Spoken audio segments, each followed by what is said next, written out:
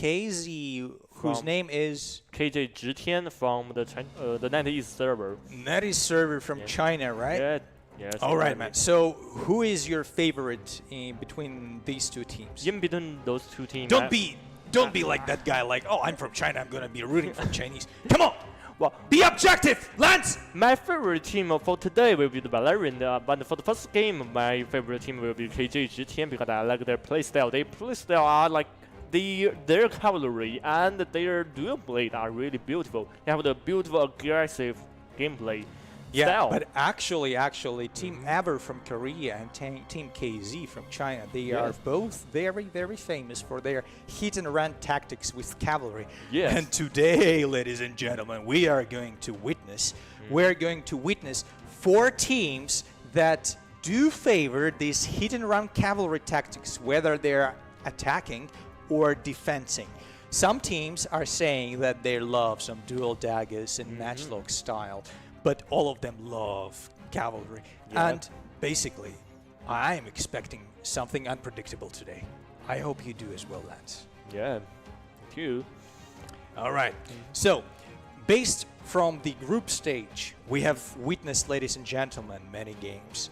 And we are expecting these teams to show us something really, really special during tonight. So, the first ban comes from Team BPC. It's Continopolis. Yep. And the Team Ever from Korea bans Harbor City. Well, actually, I already have my favorite because Team Ever bans the most popular Harbor City. Yes. That is something. That is a move, man.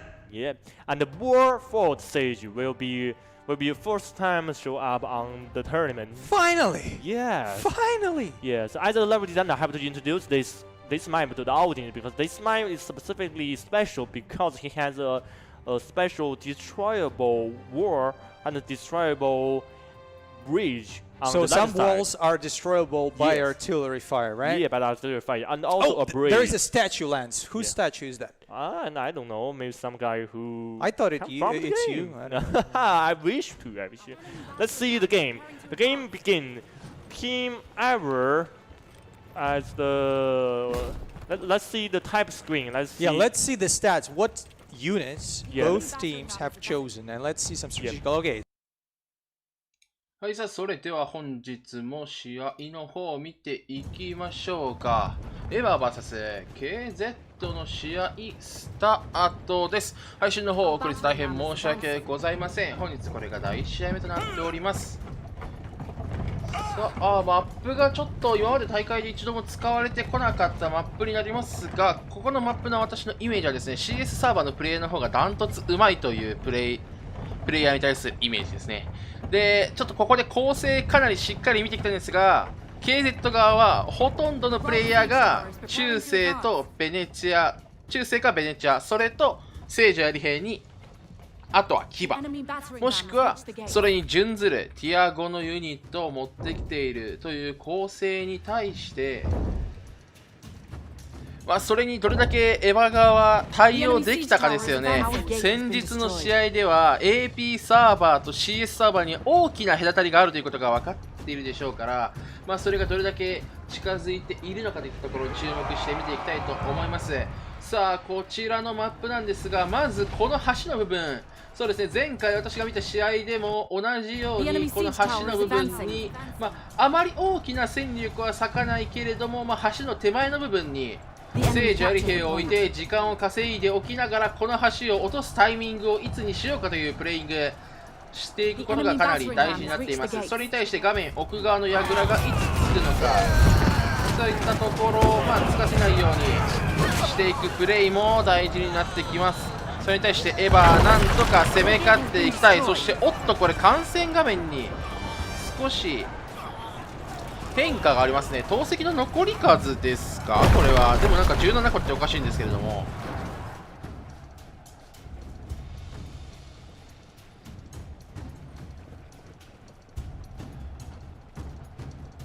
17個、機械の数ですかね。投石の数だったらなんか2人変なプレイヤーがいます。これもしかして配信配信用観戦に入っている観戦が2人青チームにいる可能性がありますね。てか2人以上いるのかなこれ。それで投石の数が残ってる気がしますね。ちょっとなんかこれバグがある気がしなくもないですね。それが一番有力ですね。さあ、なんとか中央の下から攻め上がっていこうというエバー側、兵士を持って上に上がっていきますが、プレイヤーがまず1人倒されてしまっている。さあ、中に入った兵士でどのように戦うのか、そしてこの CS サーバーのプレイヤーと戦う場合、そしてこのマップで戦う場合、一番大事なところは中性長槍をどれだけ後に残せるかです。中性長槍がないということは牙の脅威にさらされることになりますから、ちょっと中性長槍を使いつつ使いすぎないように、できれば使っても残すようにまとめて1回のウェーブで倒しきるような形でいきたいですね。サイバー側それが分かっているでしょうか。ちょっとあれじゃないですね、オスマ9砲に撃たれている気がしますが、そしてベネチア持ってきてますね。KZ サイド CS サーバーではちょっともう珍しいと言っていいでしょう。珍しいベネチアを持ってきています。そして牙で無理やり KZ サイドのサリア突撃決まってしまいましたね。サリアそして決死突撃によってプレイヤーエヴァーチューズンのプレイヤーが3人倒されてしまいましたが、 A のゲージ残り半分の部分まで削れています。ここには牙の脅威は飛んでこないですが、ここ取った後がねちょっととんでもないことになり始めるので、大牙合戦、牙の運動会始まるので、そのタイミングでどれだけ中性長槍残せているかという部分、さあできれば KZ のプレイヤーを出してエヴァこの戦力のまま A を取りたいでしょう。しかし入ってくる、無理やり入ってくる大盾のプレイヤー、さらにはもうショートバーまで入っちゃいますね。さあ武将で時間を稼ぐ形で動いているのは KZ、 しかし武将ですがかさむのはあまりよろしくないでしょう。どれほど戦うつもりでいるのか。残り A 少しといったタイミングですが、一度明け渡して投石を打っていくのはエヴァーサイド。さあ武将が4キルされたので逃げたいが逃げ切れるが、なんとか降りた。さ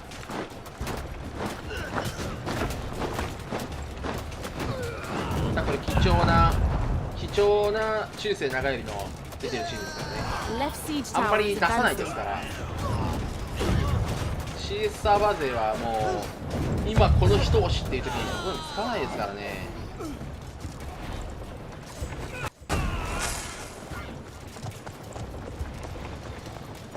サイバーサイドなんと A を開幕のワンプッシュで落とすことできませんでしたが、兵士の損耗では KZ サイドが少し厳しいですかね。一番大きな差ではないので、この後の騎馬合戦でいかようにもなると思います。というか騎馬合戦にここのマップでの規模での騎馬合戦には慣れていないと思うんですよね。さすがの AP サーバー最強クラスのクランでも AP サーバーベスト4クランでどこまで戦えるか。そしてこう攻めにねオスの警報をガンガン使うようになったのはこれはいいですね。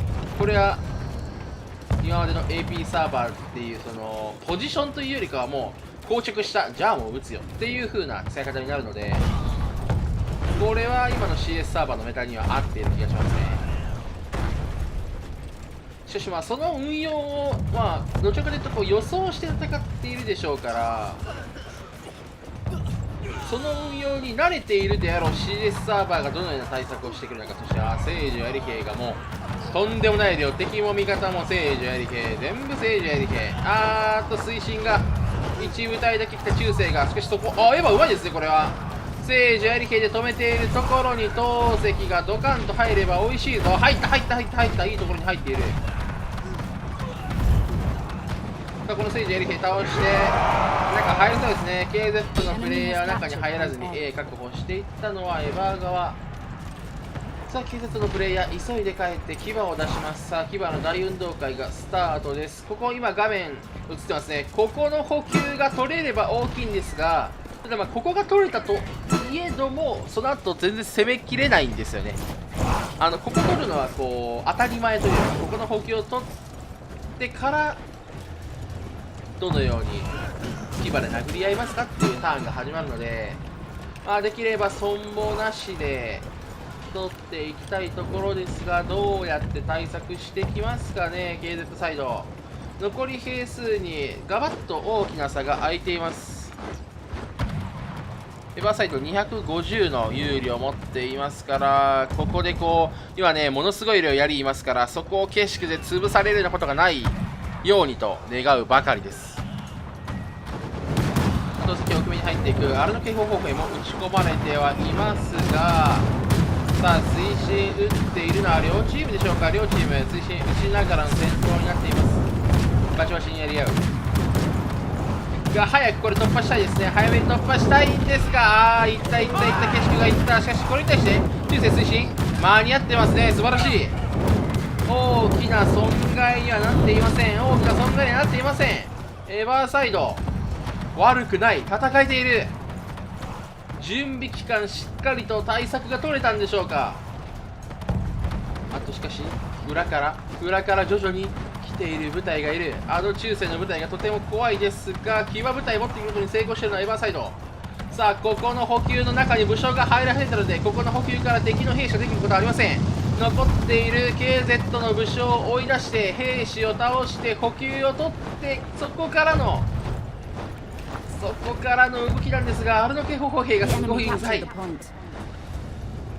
さあ残存兵数260有利を持っているのはエバーサイド。それに対して KZ はまだ高コストのアルノ警報歩兵や騎馬隊残っているでしょうから、この騎馬隊がどれだけ暴れてくるのか。いや、この武将1人で何人と戦ってるんだ。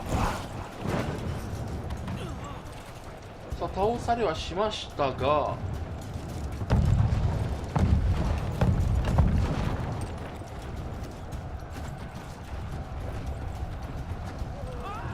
さあどうするここが基本的両チーム基本的し始めてはいますが、エバーサイドが少し勝っているか。そして椎中踏み始めています。そうですね、この奥の部分に投石打っていくのかなり大事なんですが、ここアペニンとかもね、まあまあ使ってくるプレイヤーいるんですよね。しかしいいですね。これはエバーサイドかなり綺麗な攻めが決まっているでしょう。しかしこの岸が通ってしまったか。通ってしまいましたね。ですがこの後の対策やはり考えてきていますね。広めに使われているベネチャなどがその雰囲気を醸し出してますが、さあ C 補給は取りたいが、武将が入って時間を稼ぎに来る。残り2分。さあ時間を稼いでから京都石来るか。景色が待っているが C はこれ捨てる判断をしましたか。どうですか。いやまだしてないですね。なんか入りましたね武将。そして武将を倒すために行こうとしていると、さあ画面左から京都が来るぞ。さあ来た鎖跡突撃ドバーッと、いや入らない。素晴らしい。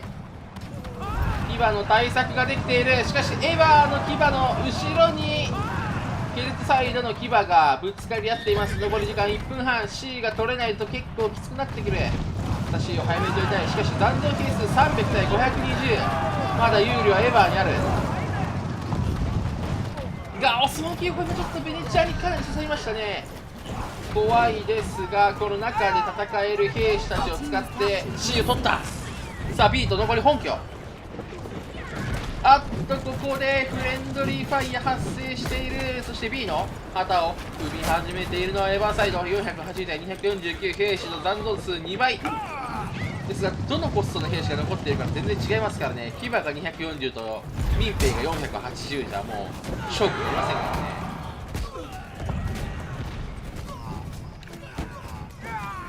さあエヴァーサイド一矢報い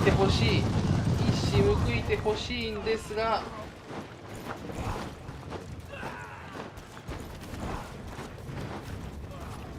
ここの帝国開拓兵がいますが、これはオスマン警報を守るための帝国開拓兵だったんですね。しかしこれ B も取れて残り時間6分で兵数もいまだに倍以上。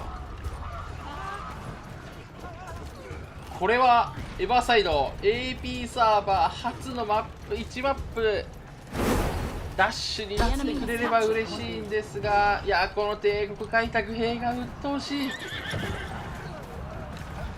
これを簡単には倒せない。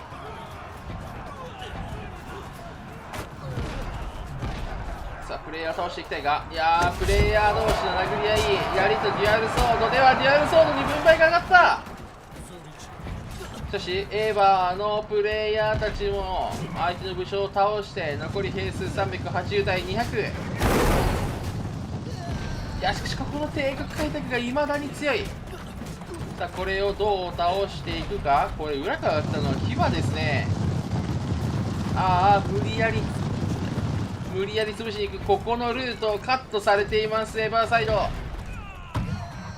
高コストユニットがまだ残っているか。 KZ サリアと帝国開拓でここのルートを完全に押し返しています。しかし正面から上がっていったプレイヤーたちですね。もうこれは完全に武将だけで、兵士はもう本当に戦力と呼べるかも危ういような兵士しか連れてきてはいませんが、いやいいところにオスマン、気持ちのいいオスマンが置かれています。しかしそのオスマン守る兵士がいるのか。大丈夫か。さあ本陣の勝負になる。残り時間5分を切った。さあ鎖屋が中に入っている。この鎖屋大事に使っていきたい。しかし後ろから入ってきているプレイヤーも多いぞ。さあヒアを置いている。しかしそのヒアに対して KIZ のプレイヤーが後ろから入ってきていますが、これは対武将用のヒアですかね。対武将と雑魚兵を適度に倒せるようにヒアを持ってきてはいますが、しかしこの鎖屋がかなりいい仕事をできているんじゃないでしょうか。いやーしかし奪われている KZ のプレイヤーに奪われているぞ。ヒアは大丈夫か。しかしここの中に入られていなければ時間が刻々とゲーが進む。残り武将8対9、7対9。これはどうなる。武将が入っていく。 KZ のプレイヤーも無理やり入ってくる。残像兵数74。鎖屋が強い。兵士を持ってきてほしいんですが、ここで敵の鎖屋も来たぞ。エヴァの鎖屋生き残っているか。そしてジェノバが来た。ジェノバが時間稼ぎに来た。ジェノバを倒せ。さあヒアを撃って残り武将4ですか。 KZ これワンチャン取れるんじゃないか。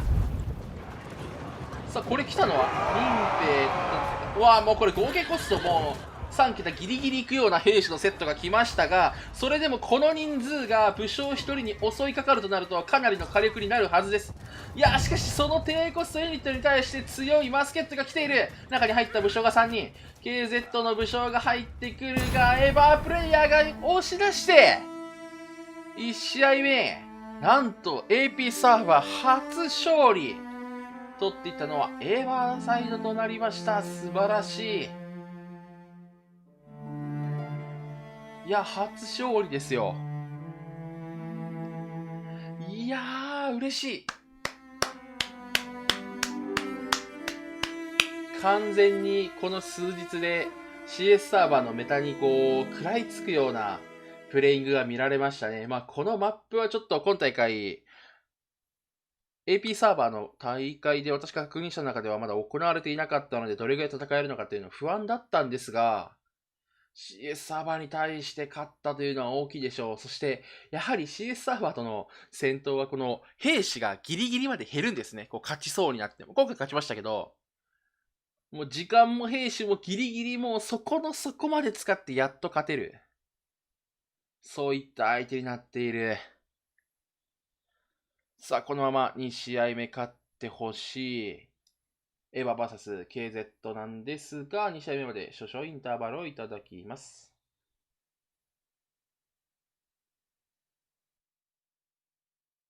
Do your best. Yeah. The MVP from the team KZ are 直刀猛人帅山鸡. He's the MVP for this game for the defender side, and he played really well as a dual blade hero. He killed eight heroes and got 4 assistants, and that was really good for him. But also those data don't represent the actual result of the game, because you lose. But still, nice play by him. Yeah, let's see the post-battle analyze. Let's see what happened in this game. And it was a really good game. It's so intense. It's so... I don't know, man. Happy. I don't know. Like, I saw how the defending team from China, they given away the first supply point. Then they given away, like, half of point A.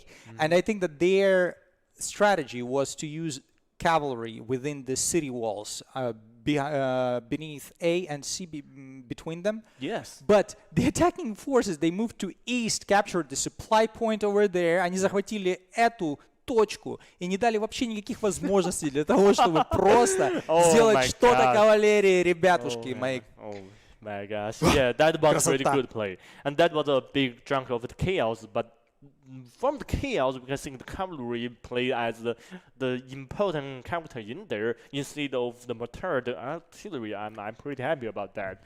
You know, that's an epic combat, and I really love it. Yeah, actually, that was pretty close game, judging really by close. the timer, because the attackers were pushed, and all the time they had like 1-2 minutes for capturing point A and point C. Then they did very smart move by going to point B, and it was giving away for them for free. Yeah. So let's see what's going to happen next. Yeah, let's come back to us. Whoa. All right. That was quite a beginning, Lance. I'm totally loving this far.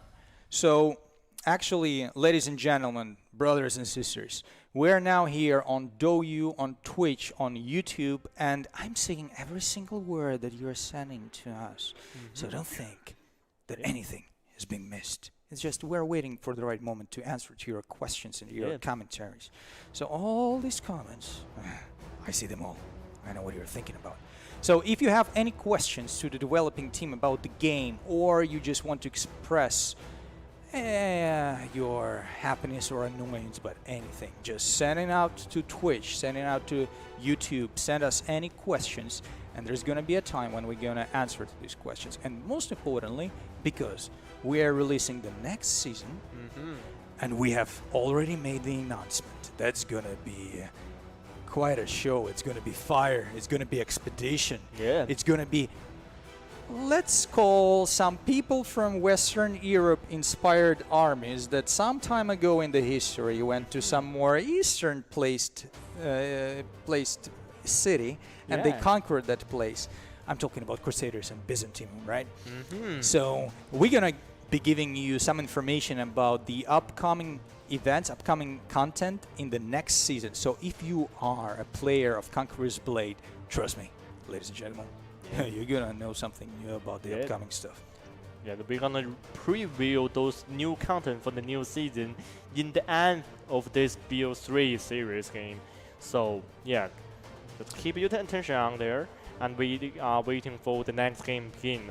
The team Ever will play as the defender this time, and the team KJ will play as the attacker. And we are waiting for team KJ then to pick a map by their like. So basically, by the rules of this tournament, the first team who rolled the higher dice, it's luck. It's pathetic. Being dependent on luck. Who would want to that? Skill! This is what matters. But whatever. Nevertheless, we have this system at this moment. So, Korean team was attacking during the first match. But now, they're going to be defending. Yes, exactly. Like, from your point of view, you're a map designer in the game, right? Yeah. Who you think has a better advantage during these battles, like defenders or the attackers? Well, that depends on the different map, because each map will design them for different purpose. Some of the map they are designed for like epic defending combat, so it will have long range of the city, you know, things like that. And some maps are made kind of for attacking, because we want to see the attackers come and they conquer everything.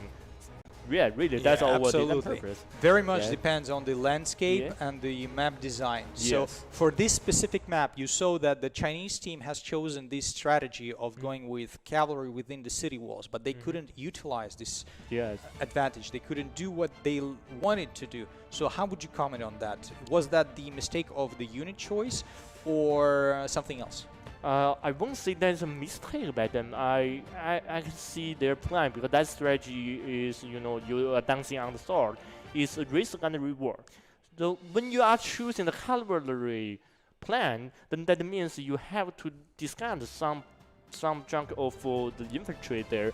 That means when you are using the cavalry, at the time you have to facing the pikeman from the attacker or from the other side, and that is dangerous. And you have to plan ahead before you use the cavalry in the game.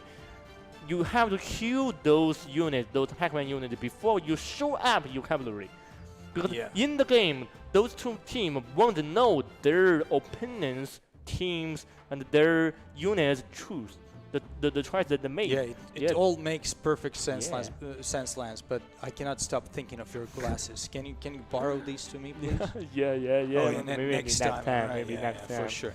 So at this moment, I think that there is a lot of pressure being put on the Chinese team. Китайская команда сейчас под огромным давлением, ребятушки, друзья. And whether they're going to choose some right adjustments to their strategy or they're going to be trying to use the same approach that they've been doing this right now. Choices.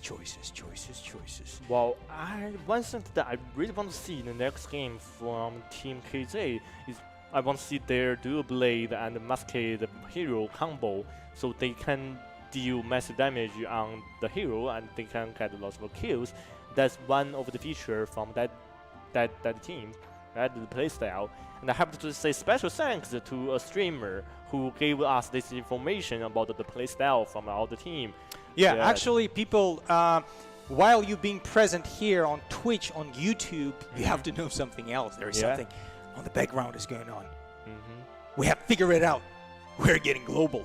So there are a lot of these talented, nice streamers in Japan, in Korea, in Thai, in Europe and South America streaming this exact tournament at this moment. So being not mistaken, it's not only you watching it, and even though the chat right now is not that populated, trust me, it's much more bigger than that, and there is much more to come because every season of Conqueror's Blade is going to be growing within the competitive scene, my friends, and we are going to be bringing every season something more bigger. And even though this tournament is not actually designed to be giving some tremendous, amazing gifts in material, real stuff, but trust me, something announced in the near future is going to surprise you much more in a good way.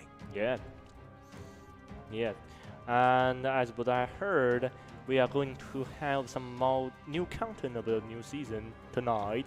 And I think I can say those content are, what kind of content are those right now?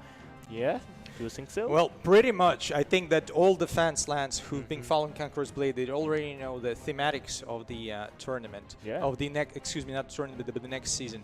But let's get to that a little bit further, a little bit later. And here is Wolford. Yeah, Wolford. Yeah. Well, is that means Team KJ choose Wolford as their exactly. map again? So that means they had the last game and they said, oh, we can do the same thing to fight back. This is the man's move, you know? Like, we've been defeated on this map, alright. We're gonna show you that we can bring it back. Yeah, Team KJ as the blue team, they are playing as the attacker as this Warford Sage map. And the Team Ivor from Korean, they are playing as a defender as the red team here. And we see the beginning plan from the attacker, that's a normal play. So they use one of the turbo hit and they... Yeah, hey, let's. さあそれでは始まったので見ていきましょう。エヴァ VS KZ の試合第2試合目、先ほどと同じマップでの試合となっております。そして先ほどの第1試合目はですね、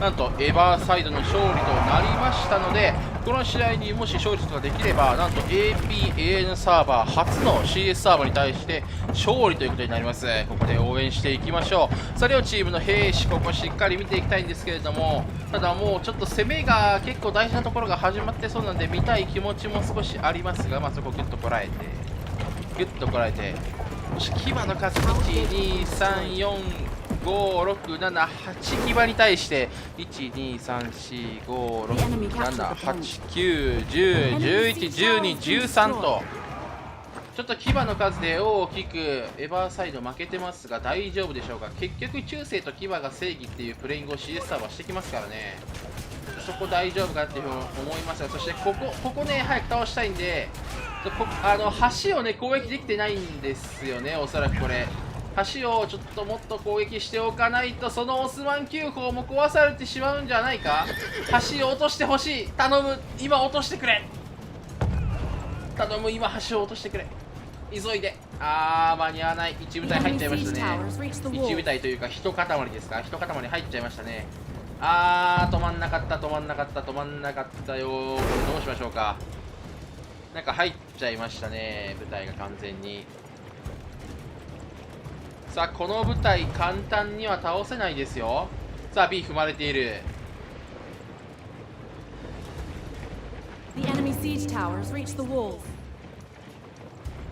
このね B 攻めをされないように、安い聖女やり兵で抑えている間に橋を壊すっていうのが典型的なプレーになってくるんですが、そこをさせなかった KZ の、早技の攻めですよね。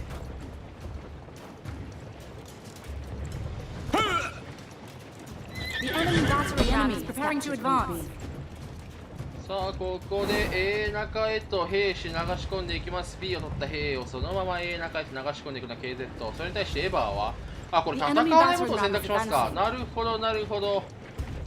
兵士を無駄に減らしたくないという判断になっているようですね。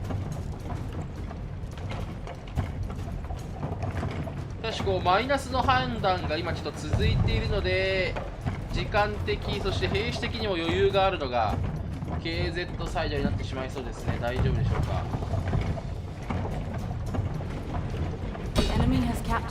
さあ A 確保。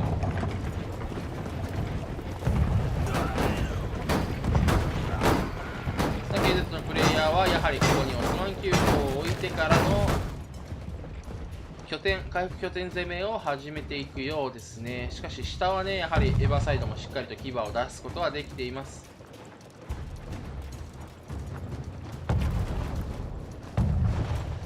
さあ降りてきたところを崩す準備ができていますが、その待たせていちゃダメなんですよね。牙を動かし続けないとかなり危ないので。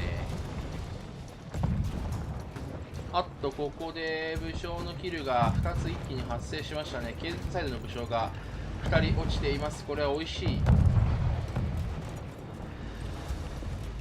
しかしちょっと撃たれづらい位置がないので、このオスマン9砲壊されそうですね。2発で飛んできた。これは壊れてしまいましたかね。破壊されている。さあ C を攻めていく KZ。 補給に手を伸ばす前に中での戦闘がもう起きていますね。広い運動場での戦闘が行われています。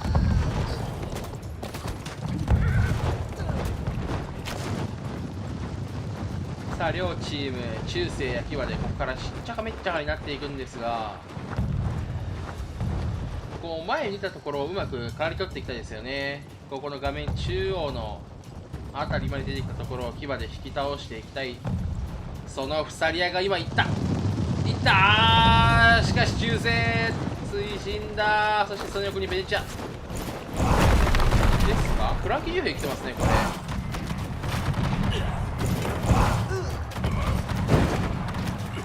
この悪くない位置にいるフランキー銃兵ですね。いやどこからかオスマン9砲飛んできましたね。一発では倒れなかった。でこれいいですね。エバーサイドは階段上まで攻め上がっていってオスマン9砲を破壊する判断できていますねこれ。いやー素晴らしい。エバーサイド戦えています。本当に戦えている。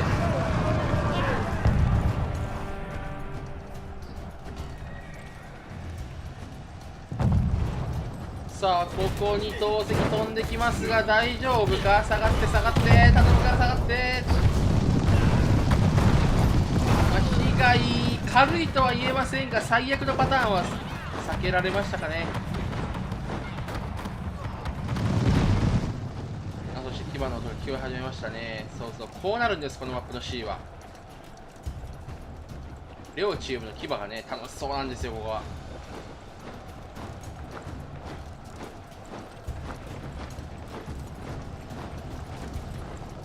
さあ鎖をうまく崩していきたいのはエバーサイドですが、入ってくるところフランキー竜兵だけじゃどうしようもないか。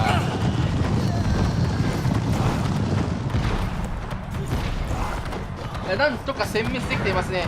いやしかし鎖跡突撃、いや中世素晴らしい。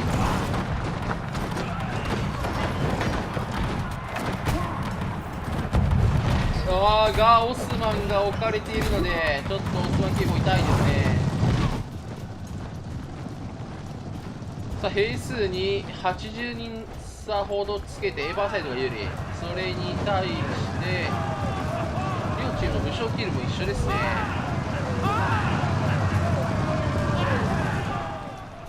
さあここの城壁からオスマン9砲と兵士を流し込んでいる KZ サイドに対してエバーはもう前へ前へと戦いに行って敵の機械をうまく使わせない判断です。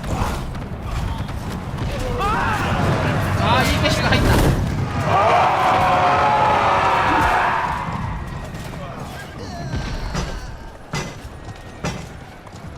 さあまたオスマンお借りはしますがこのオスマン破壊できれば美味しいんですが、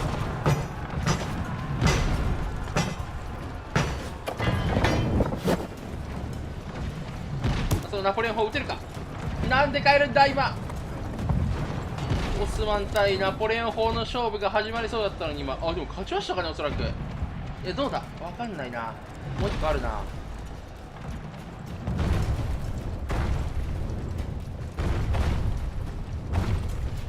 ですがこれいいですね。エバーサイド A、B をサクッと取られた分はもうそろそろ取り返してるんじゃないでしょうか。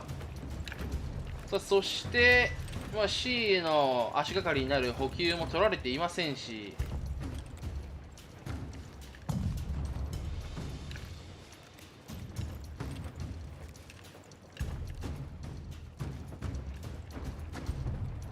ここから KZ 側の攻め注目していきたいんですが、この入り口からかなり入ってくることが多そうですね。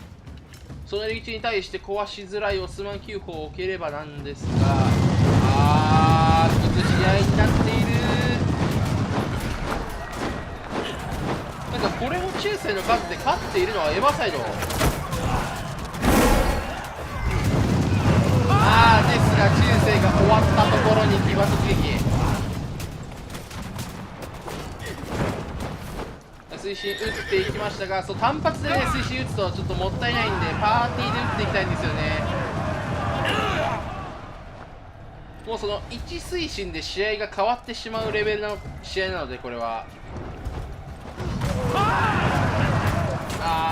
たもや推進が牙に飲まれていく。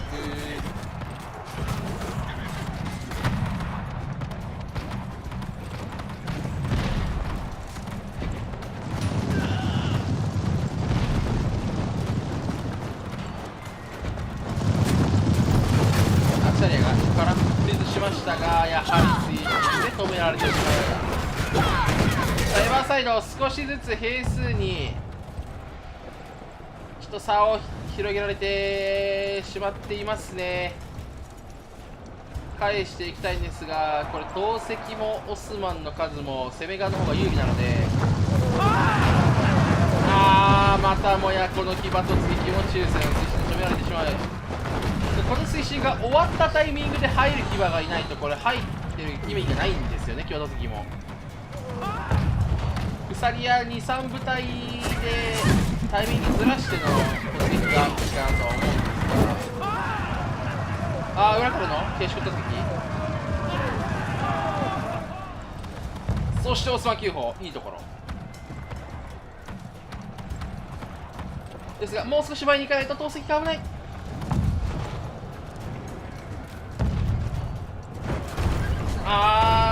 ちょっと何かの舞台に綺麗に入ってしまったように見えましたが大丈夫でしょうか。ですが返しましたね。騎馬突撃でかなり持っていった返した武将も6レスしているぞ。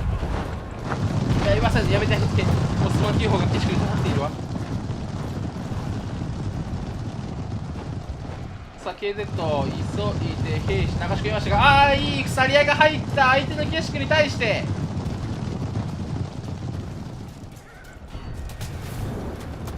さあ投石避けて頼む、避けてくれ。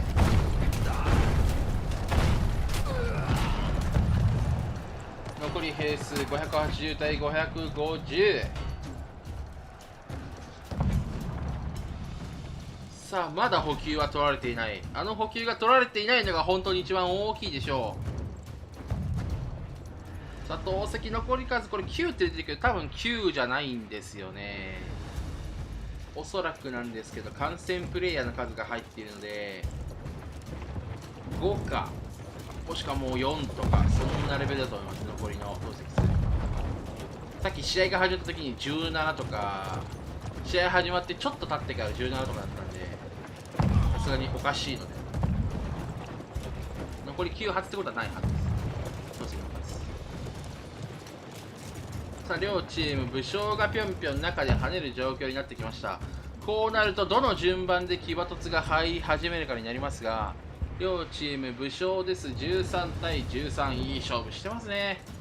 ただし3デスの武将は両チームいませんね。その中世に投石入っちゃってるよ。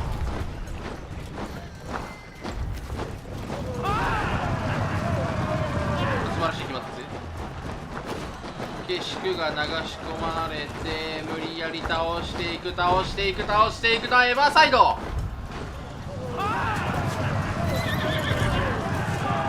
ですが KZ の騎馬突も入ってしまう。さあこれすごい近い位置にオスマン9砲置きましたね。ヒアも置いてありますし、さあこの機械壊していきたい。まずはヒア倒してオスマン9砲も壊してくれ。いけ壊せ。青だからまだ柔らかい。頑張れ剣盾のプレイヤー。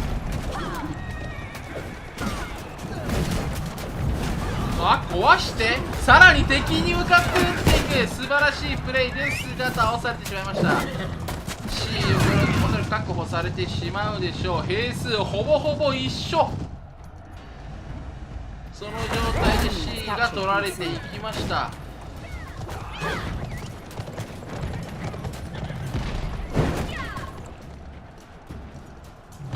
ここからの本拠守り、両チームどれだけ強い兵が残っているかになりますが、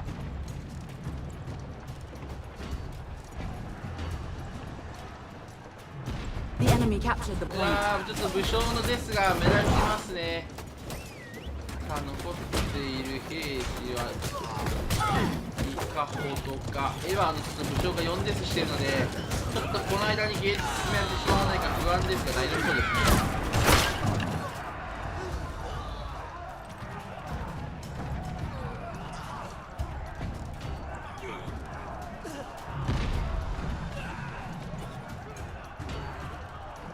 さあ両チーム残り兵数少ない、一つ一つの兵士を大事にうまく使うことが必要になってきます。もうリトリートさせるのですら怖い。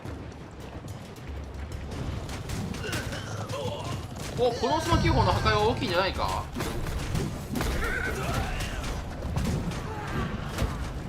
さあ武将も9できればよかったんですけど、これなんか防衛側ここを守りやすいんですかね。勝ってるとこなんか同じような場面見ましたね。さっき青と赤逆で投石が入ってくる位置からもう少し前に出ていきたいのはエヴァーサイドか。しかし KZ がそれをさせない。抑え込む投石がいいところに入ってしまうんじゃないか。1、2、3、これ全部刺さってる。ですが兵数よりエヴァ鉄砂大砲が置かれている。これフランキー重兵いるのいいですね。フランキー重兵がいるので彼らの火力がかなり役に立つでしょう。エヴァーサイドの武将落ちてはいますが兵数で100の有利をつけている。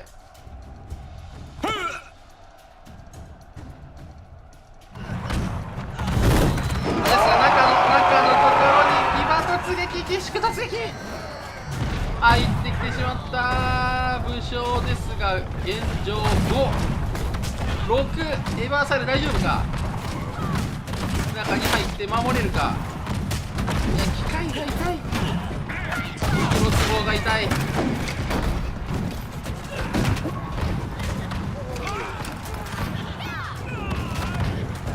なんとか耐えてはいます。なんとかエヴァーのプレイヤーたちは中に入って耐えてはいますが、大丈夫か。ガキシク入ってきた。ガキシクを止めるのがうまい。ですがこの景色中に入れているだけでかなりのプレッシャーになるでしょう。さあこの武将1人でどれだけ時間を稼げるか。中に入った景色は外で遊んでいますが、これ中に景色を無理やり入れておきたい。スワン砲を置かせるな、誰か止めろ。残り時間2分。係数差は30まで追いついてきているのは KZ。 しかし119対155ですから、ミュウツーが吹き飛ばされた。テスタ逮捕。このプレイヤーたちを倒せる兵士がいない。武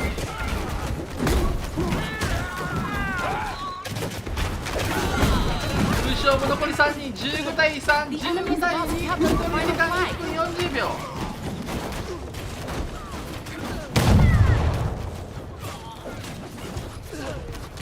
これジェノバを流し込んだプレイヤーがいる。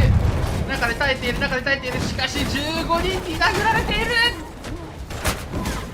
残り時間1分半。耐えているプレイヤーで耐えている。裏から持ってきた聖者エリヘですが、そのプレイヤーもどんどんテスタ大砲に吹き飛ばされていく。ゲージが進みきって勝利したのは KZ となりました。さあこれで BO3 試合目、本大会ベスト8決まってから初になりますが、野戦だったと思います、ルールでは。なのでその BO3 の3戦目始まるまで少々インターバルをいただきます。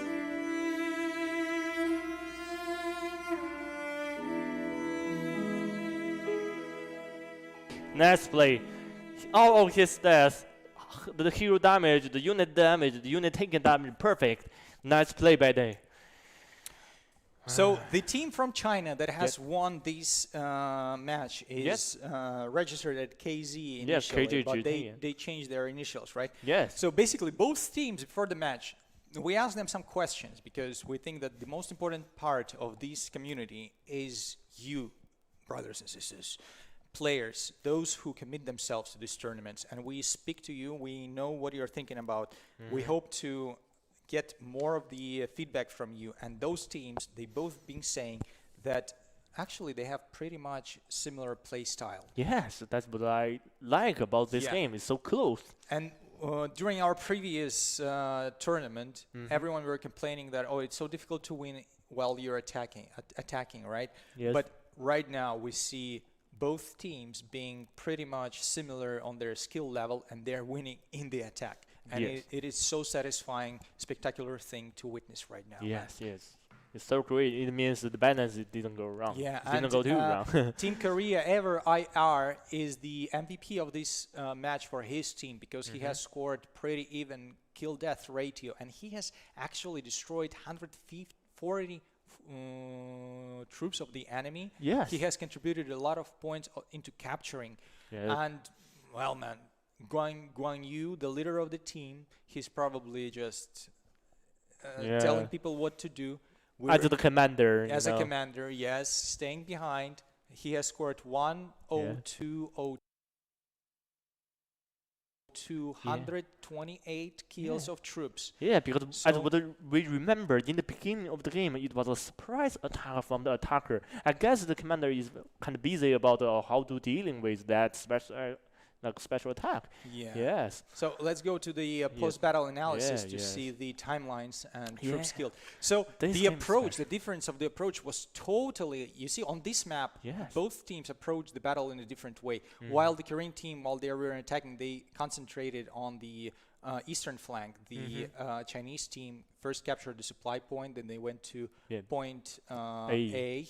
Then they captured point B after that, and there were these engagements between point A and point C, and they weren't actually committing themselves too much to that supply point on the eastern part of the map. So different approaches, but both very, very efficient, very, very effective. Congratulations. Close matches. Close matches and great game by them.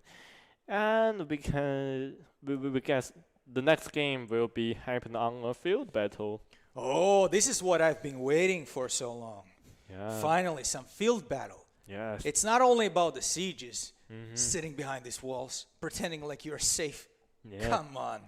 And by the way, now the Warford Siege will become my favorite map in this tournament so far, because the cavalry fight on that map is so beautiful to watch, you know. Yeah, because they have enough of space to be utilized compared to some other maps. But you've been changing your mind. Last time you told me that your favorite map is Constantinopolis, the new design map, right? Yeah, but the Constantinopolis is not yet on the tournament yet.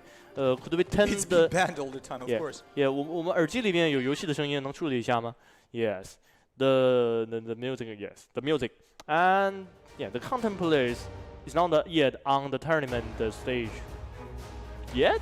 We didn't see any player choose it. All of the player ban it.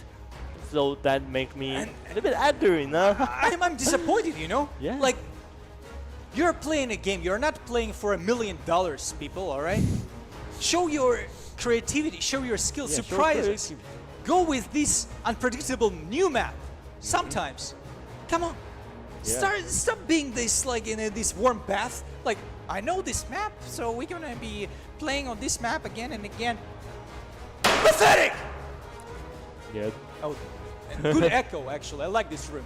I should come again. I like how the sound is echoing. Yeah. I'm worrying Good job, about the desk. Yeah, that desk is fine. Come on. Yes. All right. So, ladies and gentlemen, that means that we have 1-0-1 for two teams, and that leads us to the conclusion that the winner of this matchup is going to be decided by a field battle.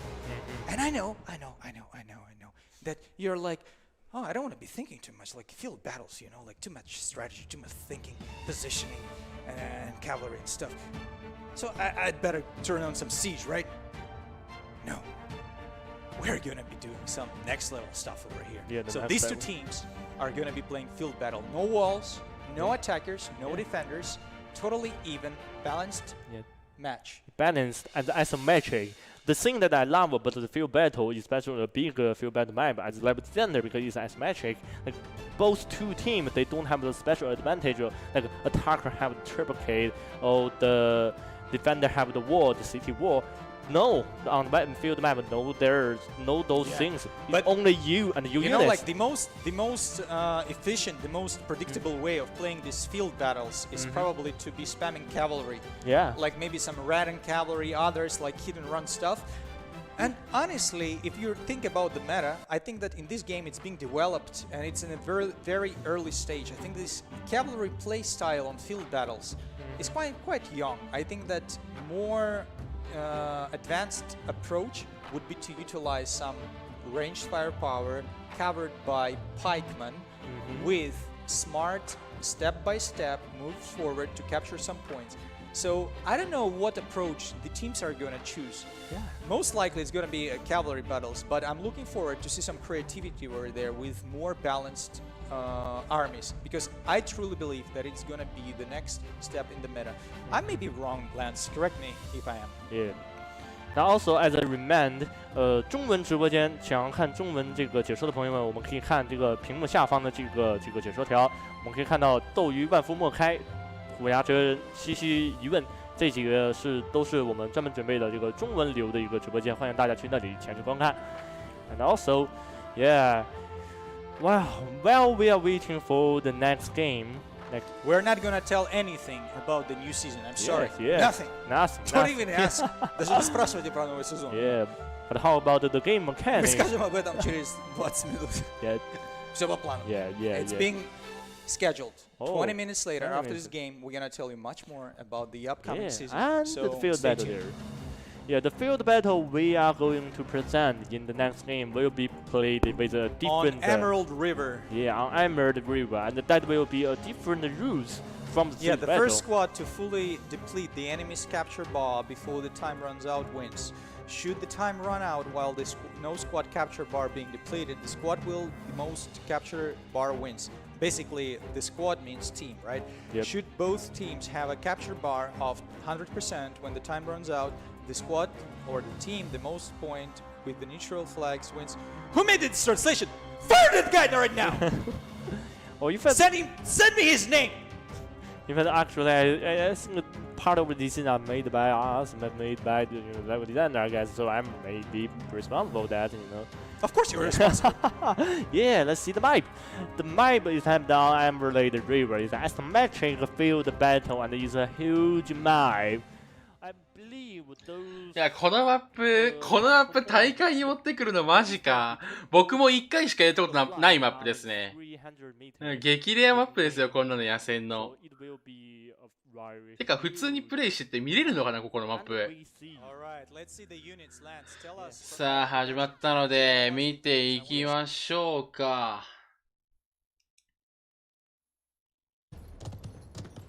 さあ、エメラルドリバーでの野戦 BO3 3試合目、エヴァ VS KZ の試合スタートです。さあ、B と C に先に手をかけているのはエヴァサイド。それに対して傍観というか、ちょっとこう手前で構えているのは KZ サイド。ちょっと怖いですが、B の中に入った武将がいる。さあ、両チームの武将が残っていますが、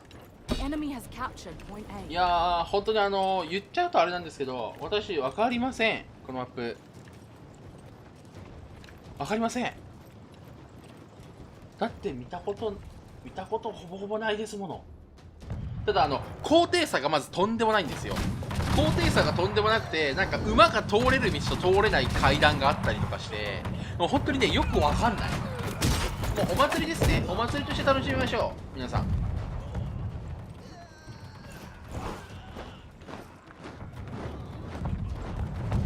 いやー、エヴァは綺麗にしっかりと中世で崩してベネチアを入れる。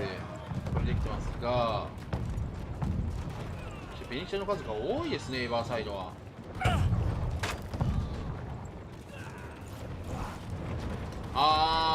これしかもここのマップはルールあれなんですね。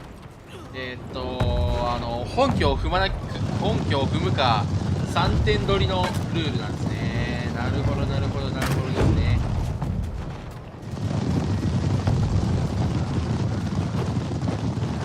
B がいつまでだってこれ B が永遠に取れる。これなんかあれされてる気がしますね。 B に入ってくる兵士を倒すをやられてる気がしますね。そして B が踏まれた。本気大丈夫か。本気大丈夫か。これ綺麗だな、画面。大丈夫ですかね。私の画面配信では綺麗に映ってるでしょうか。すごい澄んだ空気ですね、エメラルドリバー。この後本当にわからない。何が起きているのかも私は全くわからないです。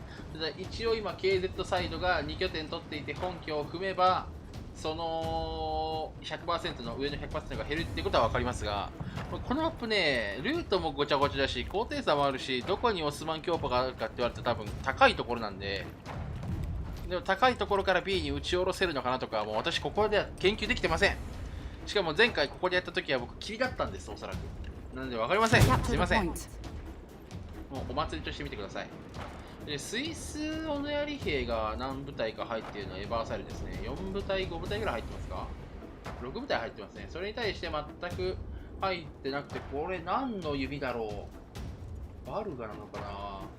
星3の弓が入ってますが、基本的にはもう見慣れた騎馬、中世ベネチア製女ですね。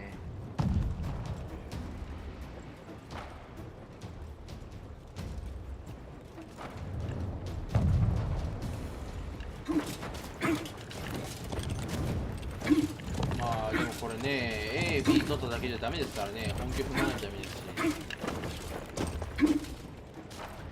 いや、15人で野戦でこのルールですか。1% でも稼いだらもうあとガン守りでいいですからね。どっか A か B か C1 箇所と本拠ガチ守りしてたら負けないですから。まあ、もちろんね、3点取りしてぶっ潰しに行くっていうのもありなんですけど。あー、これエバーサイドに高さの有利があるようですね。上から打ち下ろしてますね、オスマン9号。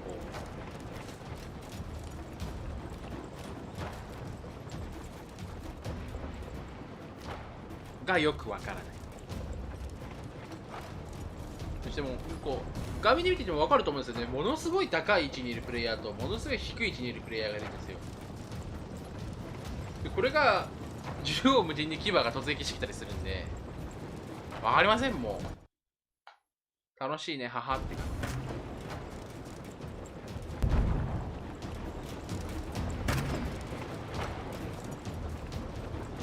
これ動かないですね、試合が。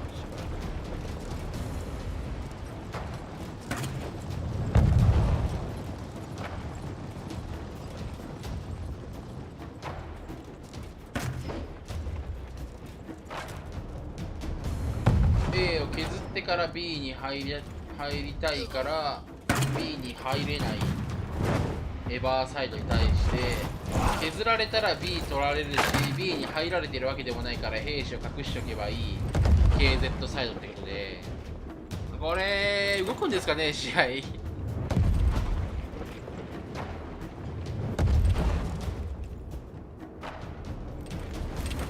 動かなさそうな試合になってますね。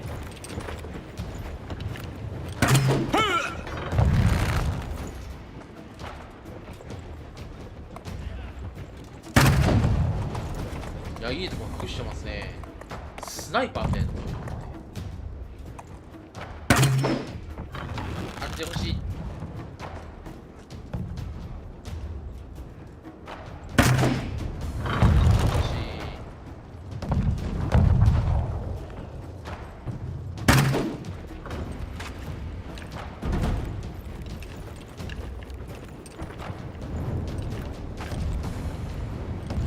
どんどんと時間は過ぎていきますが、兵は進まず、兵ですも無償ですも進まず。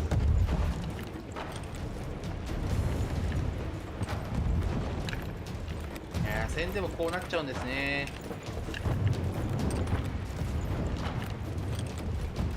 あ、ちょっと倒されましたね。兵士が2、3人ずつ。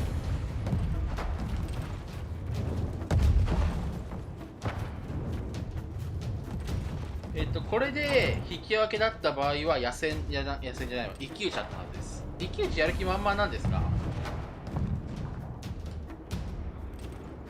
もうそれはそうですよね。マップ見せるしかやることないですよ、カメラさんも。そりゃそうだ。本拠はしっかりと防衛しているプレイヤーがいますね。ここまで頑張って入っていたジャイルソードが食われてしまいそうです。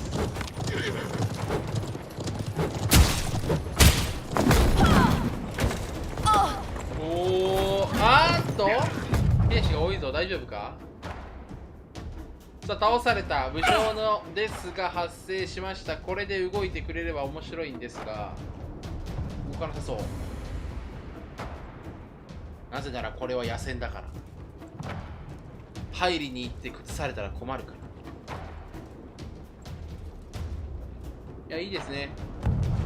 もう素晴らしすぎて、なんと視聴者が3人減りましたね。そりゃそうだよ。だって何も起きてないんだもん。もう5分ぐらいずっとこの画面見てますからね。あ、勇者がブレイバーが1人来ましたね。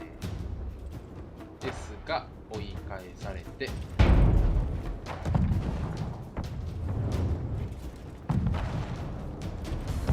いやー、動かないなー。動かないことにやっぱこれバルガですね。バルガ弓が入ってますね。高低差があるから指が生きる位置があるんですよね、結構いっぱい。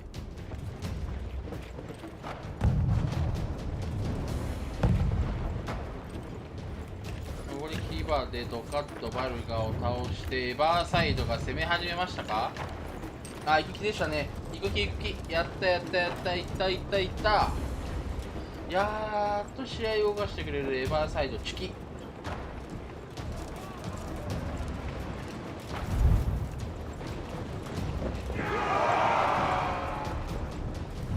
し B の取り合いになるんですね。A じゃないんですね。あ、これ結構綺麗になるぞ。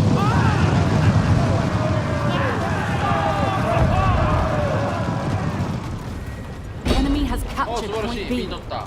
B 取るだけじゃダメなんですよ。本拠踏むか A も取らないといけないんですよ。エヴァさん耳寄り情報、世界で数人しか知らないと踏まないとね 100% ずつ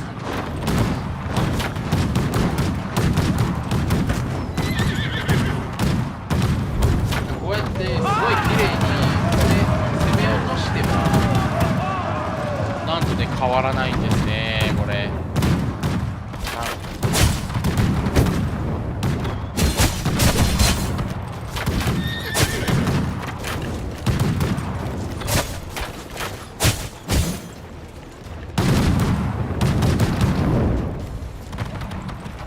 なんとか止めてますね、B は。The enemy has lost their advantage.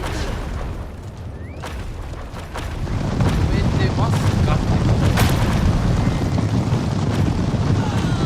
両チーム兵士いなくなるよ、これ。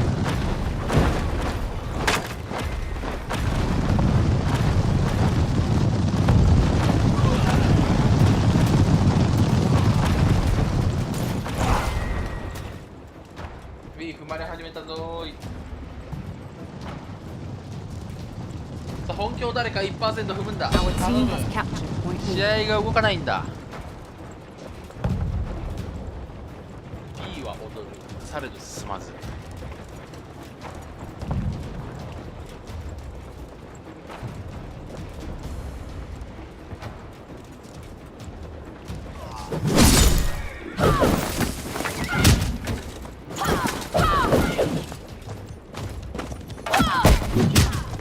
The enemy has lost their advantage.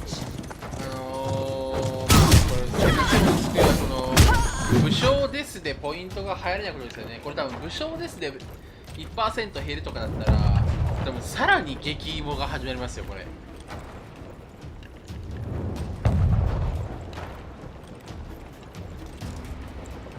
あ、ゲーム音が大きいですか。あ、大変申し訳ございません。よいしょっと。いけるかな。全然進まないまま残り時間3分。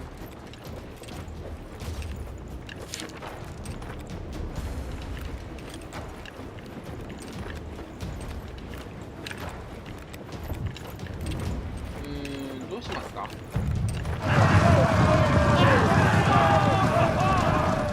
一旦踏んでみますか。蹴りが入んない。入んない。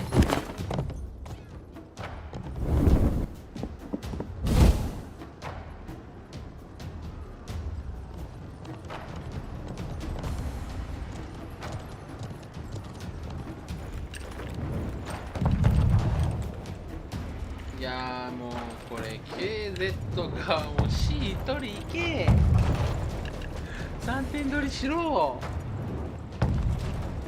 それか本拠を踏んでくれ。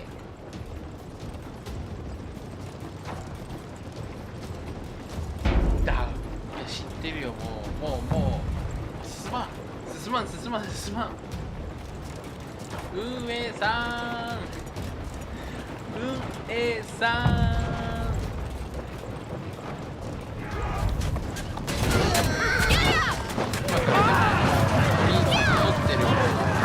ポイントが進み始めるあれにしないか。このマップのどっちかこっちかに有利がある不利があるとは言わない。私は分からないから。すっげえ単純だって 100% で引き分けは面白くなくない。いや、エヴァーは頑張ってるよ。ほらこうやって A 攻めてるんだもん。もうこれ A 落としたらもう 100% ギュンって減らそう。ギュンってだって A まで行ったんだよ。 B じゃなくて。素晴らしいじゃないか。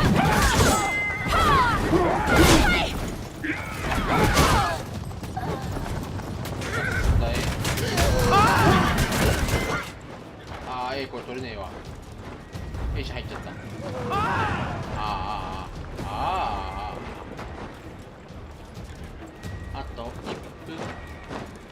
もこれ A 攻めがワンチャン通って残りの兵士たちが B 攻め通ってたら面白いことになりますよ。これはとても面白いことになりますよ。頑張ってほしい。落としてほしい。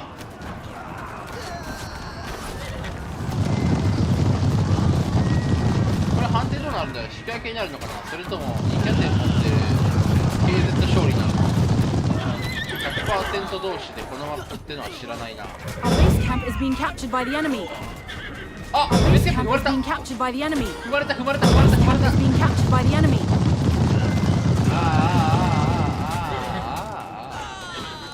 エヴァンサイドこれはやっちゃいましたね。本気踏まれちゃいました。 Our base camp is being the enemy base camp.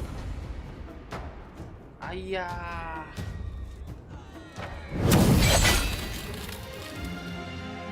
あららら。エヴァンサイドなんとか A を攻め落としてやろうという動きはできたんですが、このマップわかんない。まさか私は野戦を回さなければいけないのか。あのマップ綺麗ですね。広いから面白いかもしれない。練習サーバーをください。一人であるのを売って遊ぶんで。それでは今の試合で BO3 2試合勝利した KZ 側の勝利となります。しかしエヴァーは今大会初 CS サーバーに、土をつけたというか1試合勝ちをもぎ取ったので、ちょっと拍手を送りたいと思います。素晴らしい GG でした。エヴァ。そしてもう1試合本日予定がございます。ちょっともう21分ぐらい押してはいるんですが、予定では少々お待ちください。予定では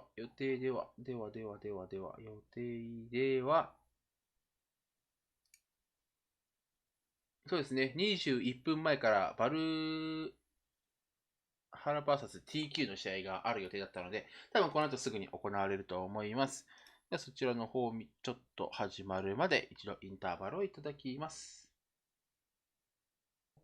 Kill death ratio, but at the end, the approach that the Korean team has chosen didn't actually pay off.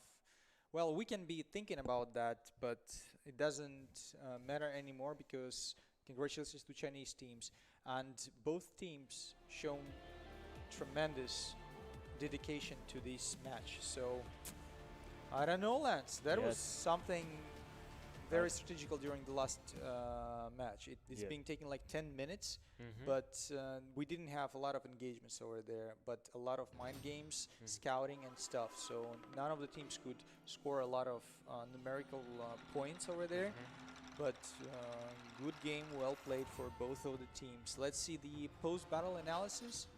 让我们看战情分析最后一项。Yeah, post-battle analysis will be almost always something happening on the B point. Yeah, and the most decisive moment was in the beginning when the Korean team has lost so many troops. You can see the graph going so up.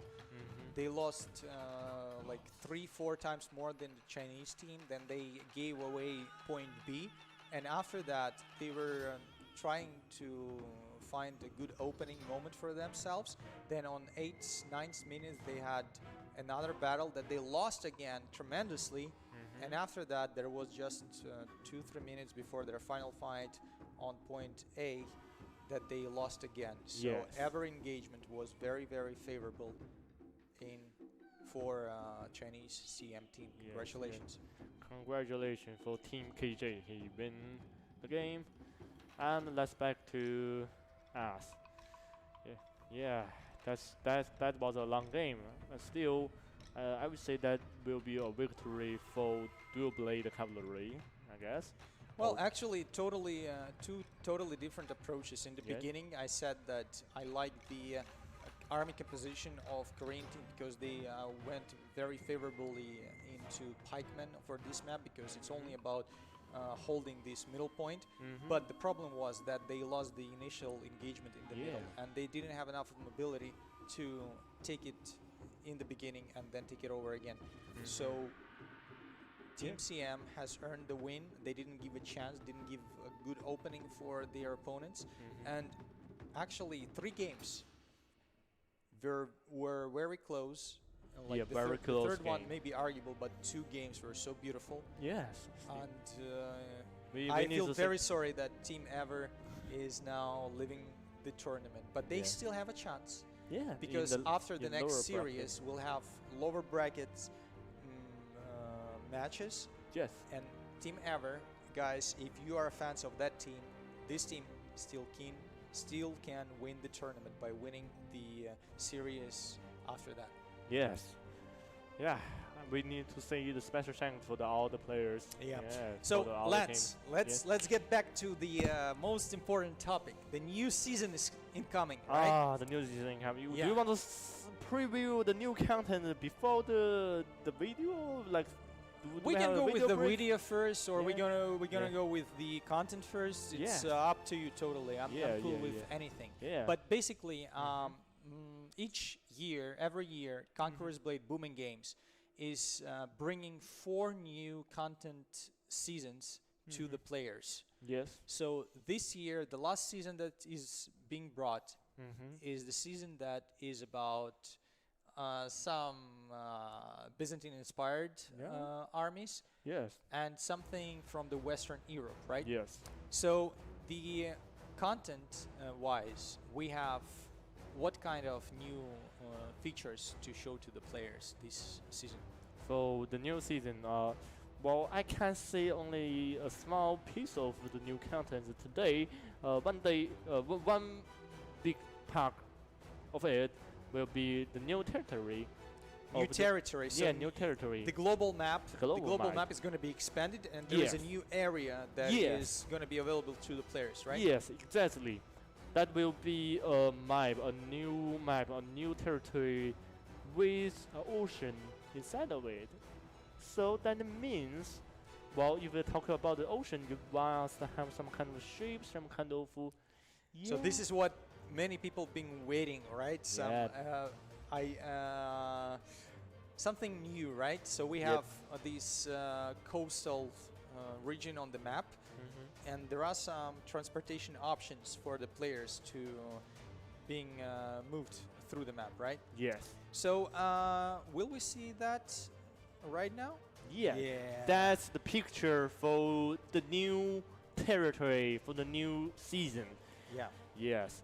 And in that territory, we are going to have a totally different playstyle about the territory world, about the territory expansion, about how you exploring things on the big map, on the big world. So first of all, you will have some shapes or some cities that you can control that provide shapes that you can be there, and how to say 航行 the shape. The players can be transported from one point to another point. So basically, Yeah. this region, if you look at the map, it's very highly inspired by Byzantine. today's Istanbul, by Yeah. Constantinopolis. The name of the city is Constantinopolis in the game, right? Yes. But you see these archipelagos, you see these mountains, And the islands. They are very, very similar to Greek islands, right? So in the middle you see the Constantinopolis region. And basically players who would love to be transported from one side of this sea to another side, they would have to be paying some tax Yeah. to the owner of the middle city of Constantinopolis. Constantinopolis. Yeah, Constantinople. Yeah, by the way, we are not going to capturing, all the players are not going to capturing Heroes City anymore on the new season. They are going to capturing Constantinopolis instead. And also, all the levels on those new territory will be totally new. Yeah. Totally new And levels. if you are going back to this map right now, we Yes. see like 2 main routes. You can cross this land through the northwestern part, Yes. or being transported much quickly by paying some tax, some money to the owner of that city. So these are like small new features for the global map that being introduced, and they're going to be developed more and more, so we could bring more meaningful trade, transportation, logistical, and warfare gameplay mechanics in the future. Yes. Because actually, the game has been developed for quite a while, right? But it's only like 20%, 30% ready. And it's not like what you're seeing at this moment, Conqueror's Blade. It's like, okay, here is the product, and it's not going to be moving anywhere. We're working every day to bring more meaningful mechanics for the global map, for the gameplay mechanics, for battles. And with introducing these territory new features, we're actually aiming to bring some more meaningful strategical gameplay to the global map warfare. Yes. Yeah, let's back to us. That will be the new contents for the new season. And we will preview more contents in the final tournament day. I guess. Of course, most of players are basically waiting for the main announcement about the units that's going to be brought during this season. Because, man, what is medieval warfare? It's all about the blood. All about the battle. The and blood. All these territories. All right, we're coming to that. It's a very serious topic to talk about, to develop, right? But what we can have right now is some unique new battle mechanics that we could enjoy ourselves every day. And we are going to be talking about these things right after the series of best of 3 that is going to follow after this moment in few minutes. And we're going to introduce you some unit that is totally unique to the universe of Conqueror's Blade. So stay tuned, people. Send your messages, send your requests and questions to us. We're gonna go through them. And Lance, you may actually check out our Chinese viewers whether they have any questions. Maybe we could actually be switching between Chinese, English, and товарищи русские друзья. I didn't see many questions from the Chinese viewer. Maybe one part of them are going to the because the thing is being streamed on different channels, not only official ones. We're focusing more on streamers that have their own viewers. So the SIP we can use in the world map, but we can use in the battle. The question from Twitch is whether these ships that are being available for the global map, are they going to be someday be available for naval battles? Whether you're going to introduce naval battles in the future? In the future, in the long-term future. Be evasive as possible, okay? Diplomacy, negotiating talent, psychology. I know. Well, the thing that I can say now is those ships are only can be used from one city to one specific city, so instead of transporting. You could do better, come on. You could do better. That's the only content that I can say for now, but in the future, who knows? Who knows? I cannot say more contents now about the new territory. Yes, I wait for. All right, so the next series is between Team Valorant from Thailand and Team TQ from China. So Team Valorant bans Wall Fort Siege and Constantinople. Classic thing, right? Actually, one of the patterns that I'm seeing recently is that Chinese teams are trying to ban the new Constantinople map, and foreign teams are trying to ban one of the oldest map. And Harbor City, the oldest map in the game, is going to be the battlefield for the next series. And here is the map introduction for the Harbor City. The Harbor City is one of the most classic city map for the game. It actually is the first city map designed by us, and its main feature is there will be a main gate and there will be a side gate of the map. So that's the game start. Team Valorant was TQ 天缺。Who will be the team play as? さあ始まったので見ていきましょう。Will play as the attacker. The enemy siege tower is advancing. The enemy siege tower is advancing. さあ VLR vs TQ の試合スタートです。1試合目ですが、先ほどまで選ばれていたマップがバンになりまして、それと追加でコントラプルがバンにになりました。どうしよう選ばれて、まあここのねどのように攻めてくるのかっていうのは徐々に覚えてきているでしょうから、 AP サバの我々も、まあ、しっかりと対応していってほしい VLR。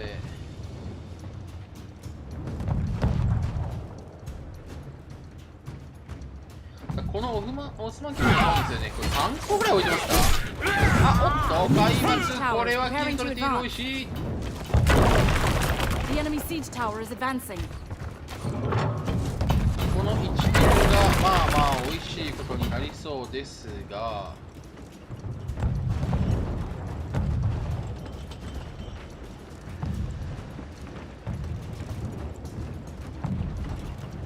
両チームね、まずはオスマン9砲をどうやってこう対処していくか、相手に刺していくかっていうところになると思うので、そこどれだけ綺麗に決めれるか、綺麗に決めら Enemy れる siege かです tower が has been destroyed.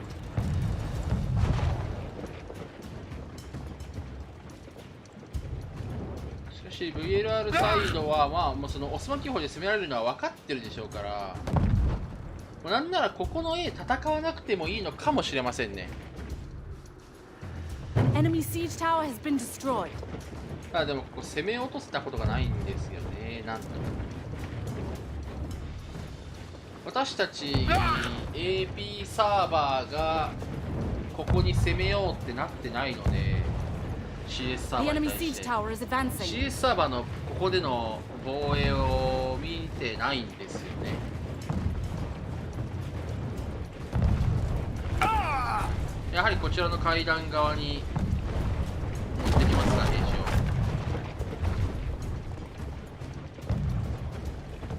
The enemy siege tower is advancing.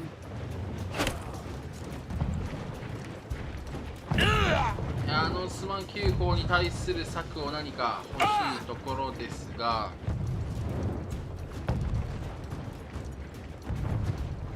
まあ、この下のオスマンに対してはね、オスマン砲を置くしかないですから、城壁上とかに。 Enemy siege tower has been destroyed. The enemy siege tower is advancing. The enemy battering ram is advancing. さあ開幕、両チームオスマン9砲打ち合ってどんどんと兵士を削っていきたいところですが、まあここの城壁上の部分で戦ってしまうときつくなるのを分かっているでしょうから VLR は。なので防衛としてはここの上にはあまり兵士を持ってきたくない。ここの上での長時間の戦闘は避けたいというのが本音でしょう。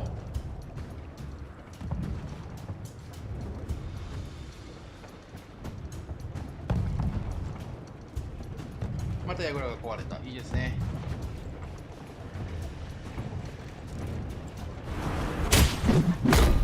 落とせているのか。落とせてない。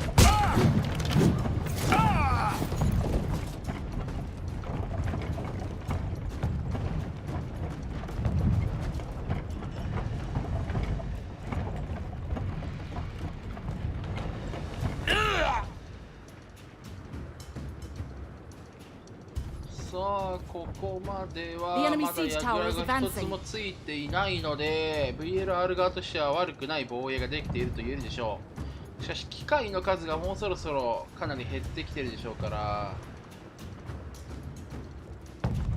R の警報砲兵で守るのか、それとももう櫓をつけてしまってからの戦闘を考えなかったところです。 Enemy siege tower has been destroyed. ジノバにオスマンが大丈夫か。これ間に合うのか。これ間に合わないですかね。櫓つきますかね。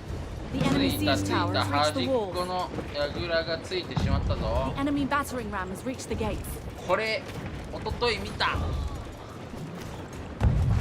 こからリオトンと中世がいっぱい並べられて、たくさん国水も持ってこられて、オスマン9砲置かれて兵士 Our が gate 焼かれ has るん been ですよね。 destroyed. 見ましたもんこの間。さあそれが起きないように早めに潰していきたいけど、潰しに行くと Left siege tower is advancing. つき始めましたね。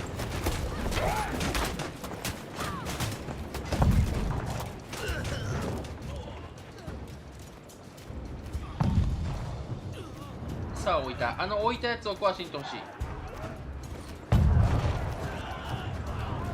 The enemy siege tower is advancing.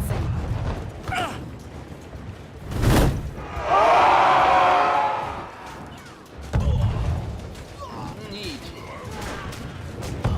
やはりここの投石飛んでくる。この投石をあまり食らわないように、そのパネルも危ない。普通に持っていかれましたね。敵のオスもできれば破壊したい。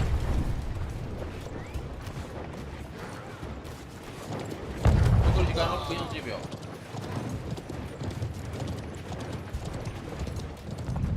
The enemy siege tower has reached the walls. 矢倉ついたのがこれで2つ目でしょうか。さあ流れていって A の方向に選手が持ち込んでいるな。 DQ VLR で対応するためにどうしますかね。反対側から持ってきてもいいですが、 Enemy siege tower has been destroyed.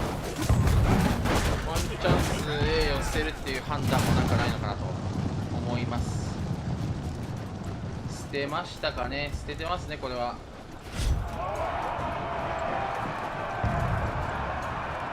逆に下にはちょっと敵がね何人か来ているので、それはちょっとしっかりカットしていこうというプレイング。大丈夫でしょう。敵の武将1人まずカット。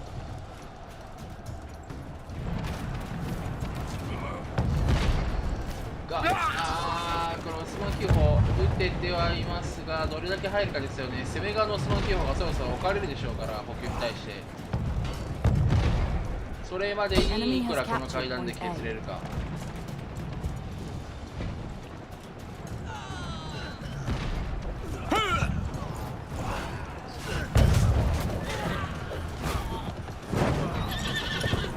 さあ中世とベネチアが見えてますね。この兵士を崩していきたい。おーっと将軍逮捕ですかねこれは。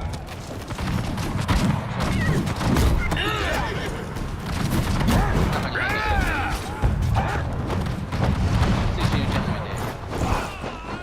ですが、前線に返してベネチアの後ろにいる。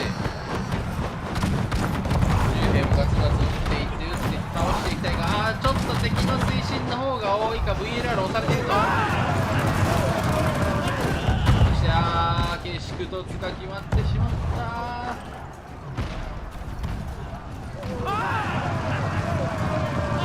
中央これ抑えきれませんでしたかね。いやこれ補給で武将も兵士もかなり傷つけてしまいました。VL がある側にしてはかなり痛いでしょう。 The enemy captured the point.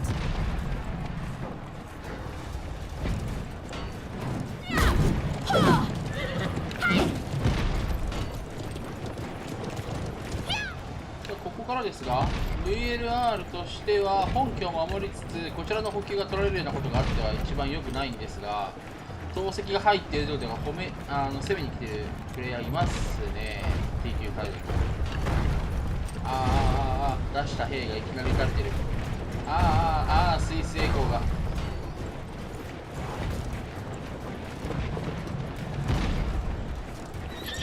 騎馬隊を来るなら来いっていう感じで待ってますが、多分投石来るだけなんですよね。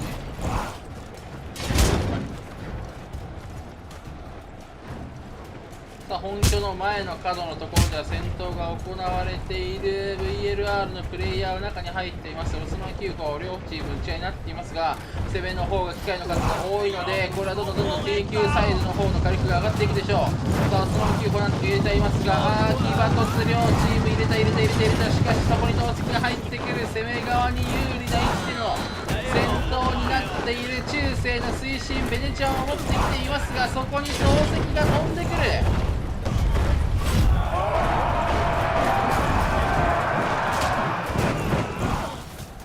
しかしこれベネチアがうまく両サイド挟んでいますね。そのベネチアもオスマン9号に工夫されてますね。本拠はもう残り時間6分40秒もあるのに、その時点で武将が中でピュアピュア跳ねる状況。武将はまだ残っている。兵士もまだ残っている。ただ中に入らないともう押されてしまう。9000素晴らしい。VLR の武将を倒せれば進むんですが、 VLR の武将たちなんとか耐えてますね。中で耐えてほしい。あと一人。いやー、頑張って逃げて回復しながら。素晴らしい時間稼ぎ。こけだ。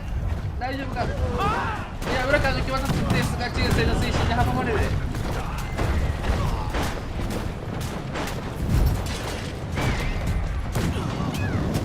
そしてオスマンが取ってくる。オスマンが何個あるんだ。4つもある。前に出て潰してほしい。武将たちで潰してほしい。TQ サイドもこれは一度兵を取りに行かないとかなり厳しいんじゃないでしょうか。中で耐えた武将の勇気ですね。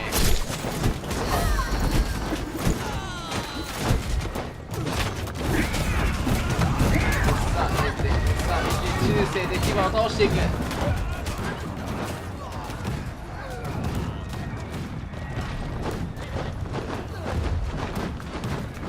前に出て中世の推進打ち合いになっていますが、これはちょっと分があるのは TQ 側ですかね。 VLR の中世がもう推進あまり時間残ってなかったのでちょっと倒されてしまいましたね。しかしベネチア持ってきているが、位置をミスると投石が入ると、もう少し前に行きたいか。素晴らしい。しっかり武将を切る。いやー、フサリアだ。大丈夫か。いやー、かなり飲み込まれてますねこれ。定数300以上有利を持っているのは TQ。 プレートの重工兵が前に来る。 TQ サイドが上げてくる。しかし VLR しっかりと武将がいるのでまだゲージは進みません。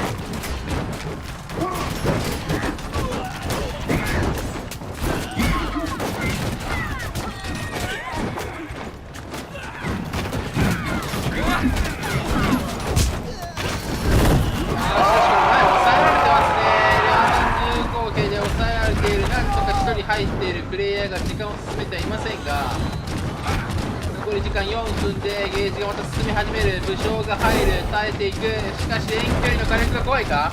アルト警報砲兵、さらにはオスマン級砲を撃っていくのは VLR サイド。 TQ の火力が前に来る前に後衛を焼きたいんですが、中世に両党が増えてきた。厳しい。中に入れない。Enemy is about to capture the final flag. 残り時間3分20秒。ジャンピン。あとちょっと。届かない。 PO31 試合目勝利したのは TQ となりました。いやー、やっぱりこのマップの CS 勢は強いですね。本当になぜここまで差があるのかがわからないんですが、なぜか勝てない。かなり時間も残して勝てない。ちょっと難しいのかもしれませんね。さらなる研究が必要なのでしょう。さあ、それでは2試合目始まるまで一旦公式配信の方にお返しいたします。Units of the enemy, Yeah, and almost the unit 120. was unit damage. See that? Yeah, units that damage like, is crazy. Yeah, 100,000 unit damage with his units. I don't know. He was actually, I saw him. He was commanding some cavalry regiments, sometimes some infantry regiments, sometimes very versatile player over there. Yeah, From the other side, Valorant Loka. I actually recall his name from the previous tournament. He wasn't one of the MVPs like every game, but he always was on top. So he also destroyed a lot of enemy units. His damage to units was almost 700, Yes. 600, almost 70,000. I'm sorry. And even though he died once, he couldn't score any kills. He contributed a lot to capture points. So very well played by Loco, Vespa, Kera Vab, and by other players. So we're looking forward to see whether Team Valorant is gonna be able to take the next match or they gonna be defeated. So let's go to post-battle analysis, please. Post battle analysis. Let's see 战情分析。the final one。让我们看一下战前分析界面 ，Post Battle Analysis。Yes, it was like a kind of boring game in the beginning, but once I wasn't bored at all. You may be. Yeah, It's like 3 minutes. They were figuring each other out, and then when the attacking forces of Chinese team realized, okay, we have a tower in the eastern part of the wall, so now we're gonna be doing this step-by-step movement with our pikemen. I really love it. It was like chess. They bring one pikeman line, they bring shields in front to tank all the damage from the ranged firepower of the enemy. Then they go again and again in a chess move style, taking point A, taking supply point, and they actually nailed it. They were all the time together. There were very close engagements, but they were persistent, and the team play from Chinese team was very, very tremendous there, like spectacular stuff. yes, a cool game done by two teams. Really like it. And we can even see like the troops killed by the two teams are so different. Like the blue team, they only kill like 800 troops, but the red team they kill like 1,200. Yeah, it depends sometimes, but even though the attackers lost more units, they were using less expensive units over there, and they claimed the score for the match. This is the most important part. So. Yeah. I think one big advantage for the attacker for the blue team is they got like 28 hero deaths. Oh wait, is that hero deaths or hero killed? Never mind. 28 hero deaths. So they lost many heroes over there, but they still were able to push forward, whatever it is. Yeah, that sounds like a bad data for them, but they were dying twice more than the defenders, but they still won, and they lost more units, but they still won. So at the end of the day, it paid off. It paid off really, and I'm a little bit considering like worrying about is that a bug or for like a display bug or something like that. Anyway, let's back to us. That was a cool game. Actually, seeing these games played against veteran teams like Team Valorant, who's being like on the scene for quite a while. We know these names. And there are new teams who are surprising us again and again. These teams from China, from Korea. And we see, again, give the credentials to the last champion of the previous tournament. VN House. They were dominating throughout the whole tournament. They haven't lost a single game. But during this season, during this tournament, they were defeated on the group stage. On the group stage, not even. So that means that the scene is actually getting more and more competitive, and no one can be safe. As what I say, that no king rules forever, right? Absolutely, and this is very promising beginning. And I like today's matches so much more than the previous days because much more unpredictable strategies, much more close. New tactical approaches and interesting decisions from the teams. Whoa. Nice one. Nice man. Nice. All right, man. So we've been talking about the new region that is going to be introduced to the game with the new season, right? It's a Istanbul Byzantine-inspired region between Greece and Turkey, right? Yes. Kind of. If we know geography, we can see that. We have transportations. We have these new mechanics, and during the development of this region. What were the main milestones, main decisions that being made by the development team? Well, first of all, we think the next season, which is the new season for our game, is like 1 year after our release, and we think that will be a good time space for us to give players something new. For example, like a new territory, and then we see that the Byzantine theme will be a good theme because it's connecting to the Ottoman season, and also we think those Byzantine territory, especially when they are near to the city near to the ocean, that will be a good place for us to bring new mechanics into the game on the territory. So, as we discussed, we decided to do those things. So. Yeah, So you mentioned that this season was inspired by the geographical location of exactly. Because the previous season was Ottoman, the current season, right? Yeah. And Byzantium is the closest. Yeah, the The closest major relation. victories that Ottomans acquired over there. Yeah. So does that mean that every season would be like following this pattern, that the every season is going to be somehow related to the previous one? That I'm not like 100% sure, because every time it will be different. Every time we will try some different development way. Because now, as you know, we are a pretty young game, and we are still trying to find the best You way look to pretty old though. So. Thank you. But we are trying to find the best way to develop our game. We are, receiving player feedback, and we're trying to improve the things that we found during the tournament, things like that. So for now, I won't know the next season. Yeah. Yeah. And during the development process, Yeah. how much into consideration do booming games take the players' feedbacks? Well, first of all, the player feedback, we always have some direct way that we can receive is on our website. You can always give us feedback from there way. And also the answer and the question that we are having right now on the Twitch channel, on the channel and comment, we will see those because everybody in our company is Yeah, watching. but the tournament. basically at this moment, dear friends, we do not stream that oftenly on Twitch. This is something that we are eager to improve in the near future, but if you want to get engaged into the development process, because Booming Games is a studio that made by gamers.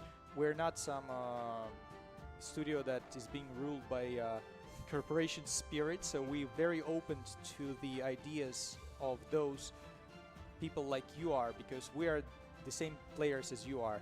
And you may be sending your advices, your feedbacks about the units, about the content that you want to see in the future using our official Discord channel. This is probably now the most efficient way to get in touch. And through my experience, we've been receiving a lot of stuff about the unit changes, about the balancing stuff, and other things. So you're very, very welcomed, and we really appreciate all the stuff, all the effort that you put into giving us your feedback. Yes. Yeah, let's see what will be the next game. The next game will still be the Harbor City. They didn't change mine. And the attacker will be Team Valerian. The enemy siege tower is advancing.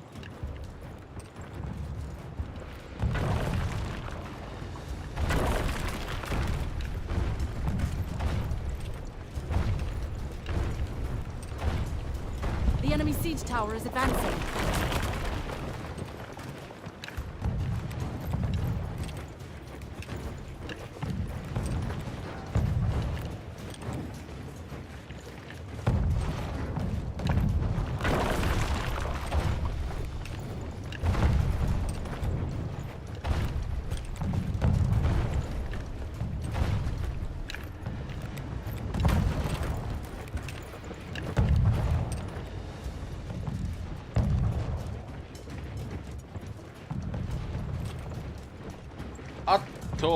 始まったのにミュートを発出するのを忘れておりました。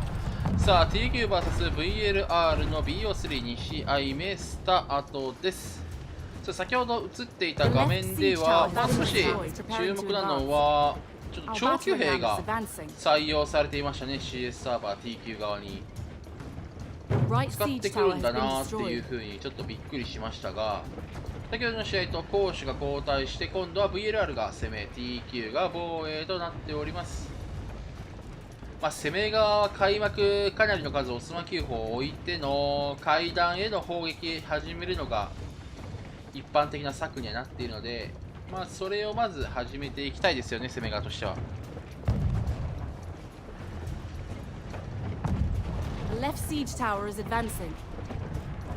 それに対して、TQ 側はもうそれやられるの慣れっこでしょうから、どうやって対応していくのか The 注 enemy 目 siege です tower is ね。 advancing.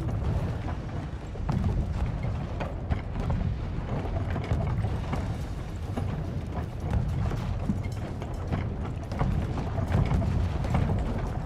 Enemy siege tower has been destroyed. さあ、櫓は全然つかない。まあこれはもう正直当たり前みたいなところなので、つくわけがないので、ここの櫓は最初はね。なんでどれだけ崩せるかになってきます。オスマン9砲をどれだけ入れられるかになってきます。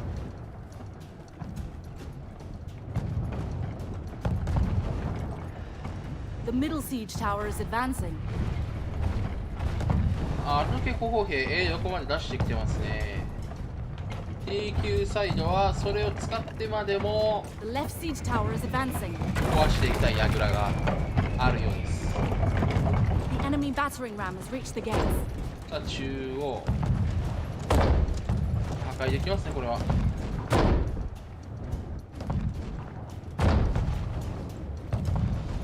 Their gate has been destroyed. オスマン9砲もう少し勝負。あれはナポレオン狙ってますかね、それとも兵士狙ってたんですかね。あ、ナポレオン狙ってましたね。ドカン1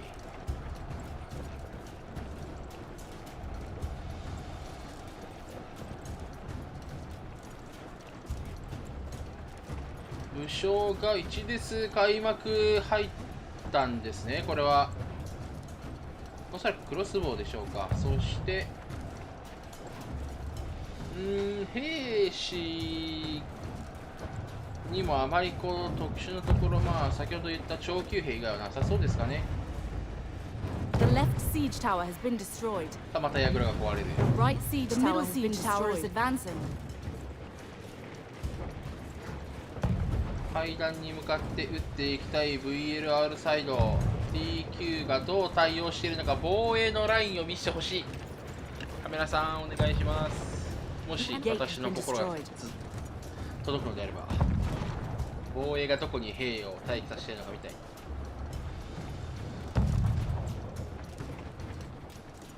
これ裏門何部隊ぐらい待ってるんですかね。防衛サイド待ってるのは見えるんですが、3部隊もっと待ってますかね。もっと持ってきてますよね今これ。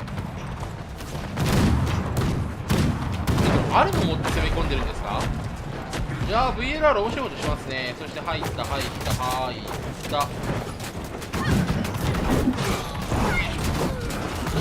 で無理やり崩しながら入っていく VLR。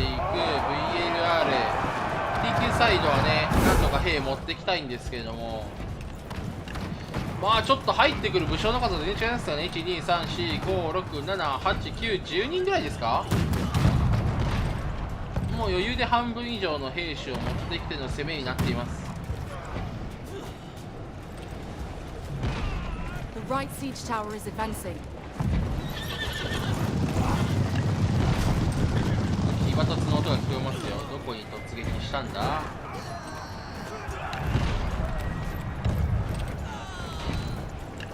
あこれ登っていく用の兵士は十分いますからね。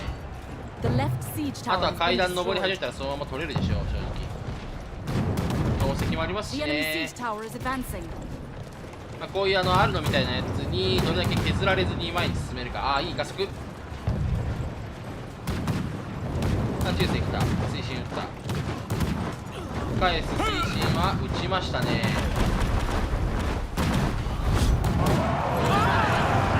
でここから騎馬突。ああ裏からも騎馬突入ったあるのが飲まれましたね。しかし階段上に登った面々はなんとかそのまま A を取ろうと動いていきます。 The left siege tower is advancing. さあ A 攻め残り時間6分。武将は多いけれども兵の数ちょっと足りないですよね。投石を使いながら圧倒的火力で進めていく。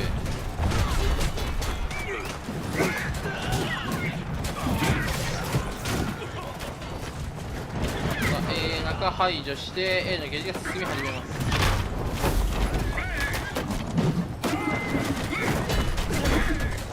あっ危ない。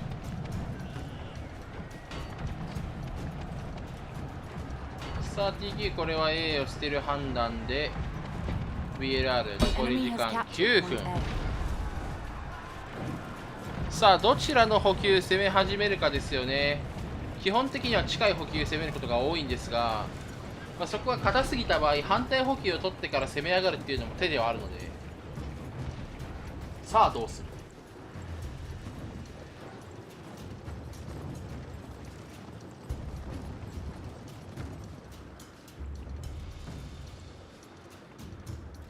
これは半々に分けてますかね。反対補給に攻められたので、そこに対して騎馬ですぐに迎える兵士を何人か中間に置いておきながら両方の補給を守っていく形。それに対して本拠に近い補給を攻めたいのは VLR 側でしょうか。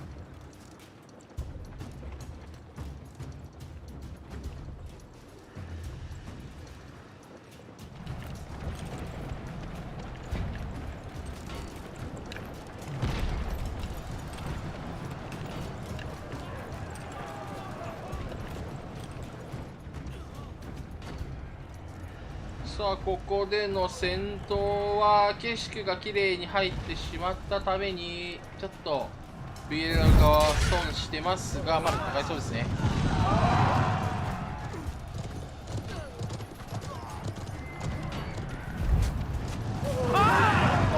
帰るところの景色を押しつぶした。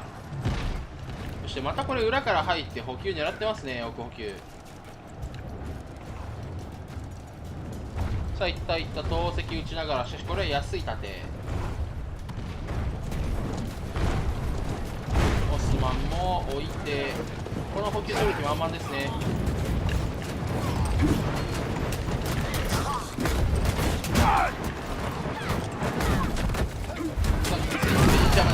あるのが撃たれている。しかしあるのにしっかりとオスマンと投石が入るか。投石が入るでしょう。入った。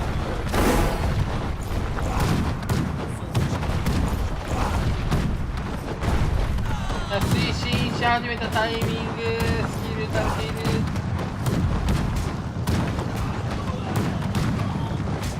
これ裏からの気持ちつきますかね。いや、なくても勝てそうですね。DQ 押し返した。そこの角のところに溜まっている兵士に気をついてやめてあげて。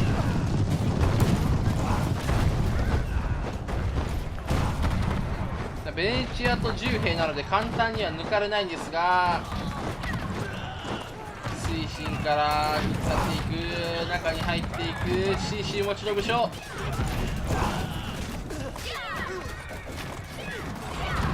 いや、武将ごと食っていく。BLR 兵数の有利がない。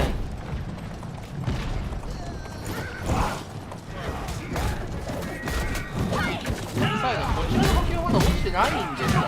今取りに行っているところでしょうか。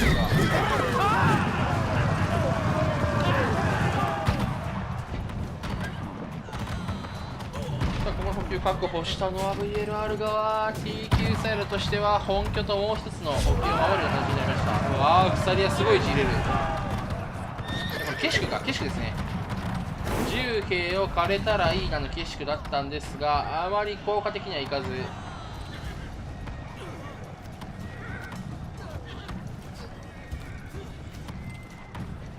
さあ残り時間6分を切って900対830。We captured a point. これどこで守りますかね。前の角まで行くかどうか。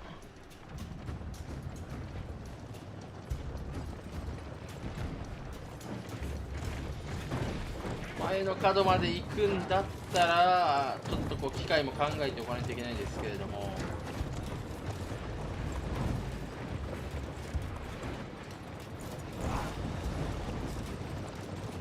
見たところまだまだ機会はありそうでしたね、両チーム。この政治やり兵どうやっていきます。推進聖樹に対しても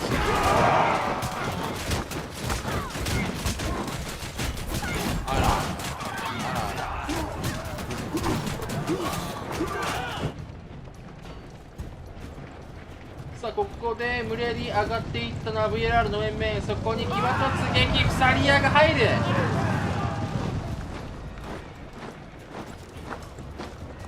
すが武将ごと飲み込まれてしまいましたね。さあ前の角まで出ていって、オスマン9砲は中に撃ち込めてはいるんですが、もう少しずれているか、撃てるか。いや、置き直しましたねこれ。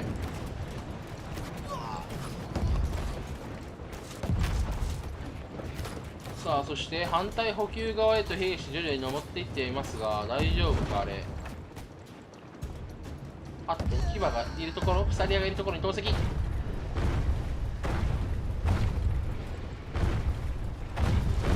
あ VLR 攻め上がる。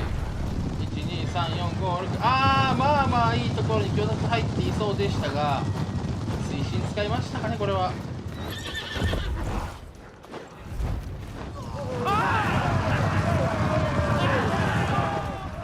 ああもう投石も使って無理やり抜く気満々ですねここ。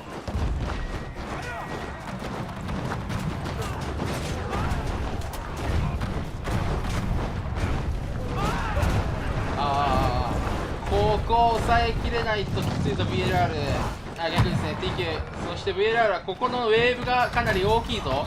このウェーブで決めたいが、ちょっと聖女がうざいか。さらには中世で推進押し潰されている、かかってされている。そして前に出ていた騎馬隊も向かってくるが大丈夫か。 VLR ここの攻め、オスマン9砲を置いて無理やり敵の騎馬を縮めたい。さ有利を持っているのは VLR、TQ サイドは180ほど負けています。騎馬突、いやーこれ入りましたね。 TQ の騎馬突がきれいに決まりました。 VLR の景色突も決まってはいるんですが、本拠の中で優位を持っているのは TQ サイド。さらにはもう一部隊騎馬が来た。騎馬の潰し合い行われていますが、本拠の中に戦える歩兵が多い分 TQ サイドが有利でしょう。残り時間2分。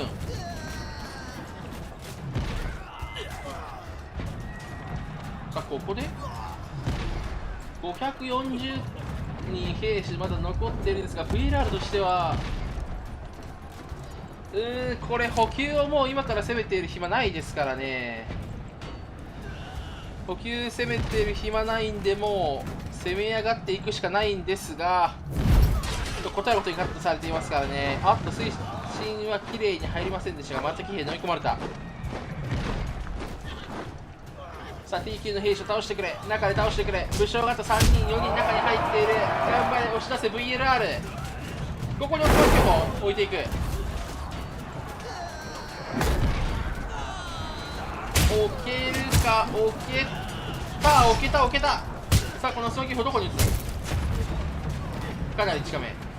それでもいい。ゲージが進めば何でもいい。がオスマンキ砲これ壊してきてますね。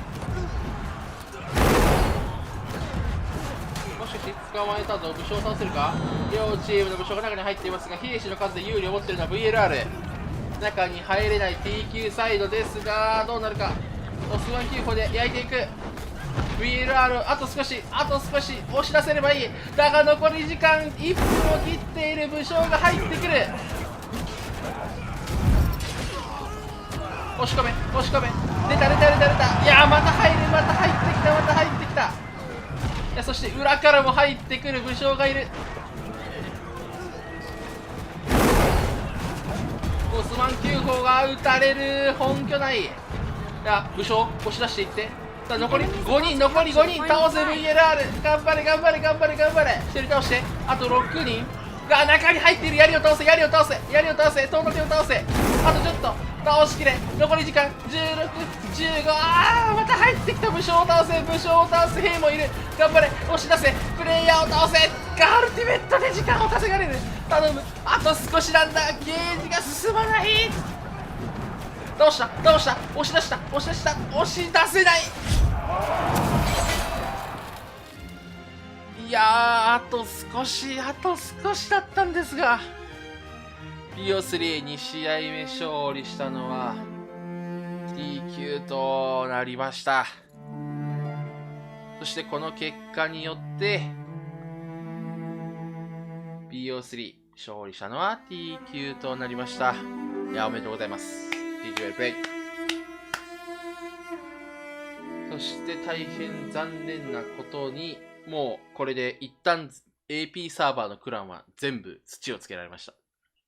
ルーザーズブランケットは残っていますが、まあ、一旦負けてしまった形になりますね、これは。そして本日の試合は一旦以上となりますかこれ。いや、ならないかな。もしかしたら、VLR vs エヴァーの試合が今日ありますかねこれ。予定では。最初の予定では。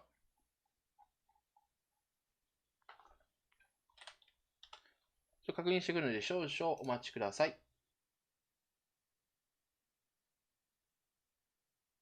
Contribute lots of the contribution point for the final point, and he has a great numbers on unit damage taken. He is one of the king of this map. Yes, I really like this. Let's see the MVP for the other side. For Team Valorant, let's see the MVP. Yeah. Let's see, MVP for the other side. I'm sorry that's a name that I don't know how to pronounce. But anyway, that was a good play for them. They almost got it. They did a lot of good job there. They did more unit damage taken, and more unit damage there, and they did success on the military, and they almost kill all of the red team's defenders. But the time that they spent on the early stage was the factor make them lose. It's very sadly, you know? They did a great job. Team Valorant is one of the teams, as I said, that has been performing so well. Yes. It's always something small that they can't achieve to get that win in the last moments. And the last game was so nice. So let's see the battle analysis and how this strategical situation is developing. So for 4 minutes, on 4 minutes mark, there was a big engagement, and the defenders and the attackers, they lost pretty much the same amount of units on the northern part of the map. Then 7 minutes was kind of a break, a big engagement on the 8 minutes, 9 minutes. Again, very close. You see, it's going all the way pretty much close. 10th minute, the defenders losing more units. Then the attacking force is getting like slight advantage. They're trying to push to the last point, going back and forth. Again, you see, it's so unpredictable stuff. Good play by both teams. Yes. Wow. That's a nice play from team TQ, Team Tue. Really nice play by them. Yeah, so I think that's a 2 or 3, right? 2 games they all. Yeah, it's yeah, 2-0, yeah. 2-0. Yeah, great play. I say congratulations for the team Q. It's the team from the Chinese server. Great play by them. Yes. Yeah. Wow, that's... I don't know, I'm That getting was a hero so game. much excited of this series today, so pleased. I don't know about you guys, but this is something that we've been waiting for. Some back and forth matches with new approaches to the unit compositions and stuff. Like we're seeing like lots of pikemen, right? But the successful teams, and in both series, Chinese teams actually won. Yes. And what Chinese teams did, they actually favored cavalry play over the whole infantry of Koreans or of Thai gamers, right? Yes. That is impressive, and it's always beautiful to see, interesting to see these new approaches. I think the understanding from those players, the Chinese player, because they are from NetEase server and in their meta, the cavalry was really a big important factor in the meta. They know how to counter it and they know how to utilize it. And I think that's one reason why all of those Chinese team players, they have this kind of fever on the cavalry. Yeah, actually every server, they have, every region we have players from Europe, from North America, from South America. We have publisher Mail.ru My Games, right? They are publishing the game in European Union, Russia, and in the States. Yeah. The meta game of these players is quite different to the Asian players and South American players. And as you mentioned, we've been talking to players from different regions. Chinese players during these battles, they prefer ranged and cavalry. During tournaments though, they drop all the range and they go like, okay, I have infantry and I have cavalry, so now let's roll. Yeah. So, I don't know, it's paying off this far. So we have 2 teams victorious from Chinese service. Cool. So let's talk about the new upcoming content, ladies and gentlemen.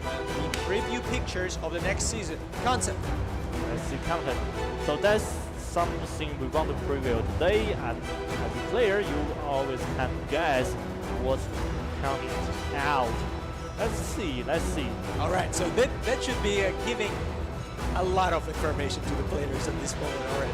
So you see the helmet, the stylistic art, how it looks like. It should always be in like Roman Byzantium style, right? Western Roman Empire, or but Western Roman Empire has fallen, and the successor is actually Eastern Roman Empire, Byzantium, that is called after that. And the main feature of the upcoming season is actually Fire mechanics. in the main. And if not now, if not with Byzantium, there is no chance to bring fire mechanics to the game. We grab the chance. So. Because I want to talk a little bit about the history of that thing. The fire of the flame of the history from Greece, actually from Greece fire, and they are a special Greek kind of fire, yeah. Greek fire. And their fire are so special that those flame can continuously firing. Can be continuously burning, right? Burning in a rainy days, and those things are so like terrifying for the foes. Basically, dangerous. throughout the history, it was the weapon, utility thing that changed the battlefields for Byzantium, especially for naval battles. Yes. Because they burned the Ottoman fleet using that strategy. After some time, actually, Ottoman Empire has adopted this strategy, but we are bringing some real historical unit. It may be real history. surprising. This is actually something that was really used in the battlefield. Yeah. Like in those years, like almost like 500 years ago, right? More than 500 years ago. ago. It's been like 600-700 years ago. Yes. But they have some like magical, like creepy. Basically, there. it was a mechanical pump with this oil, burning oil, that the carrier could push from his tool, and it was burning and actually causing a lot of destruction and damage to the foes. So for our team, we have researched a lot about the history. At the first we were thinking like, alright, flamethrowers, but is this like World War I thing? Yeah. And by doing research, we actually found the pictures of these prototypes of modern flamethrowers, and they were real. And we thought, alright, why not? This is the moment. Because this was a real thing, and we want the players to have new game mechanics, new battle units that could be used in a totally different way.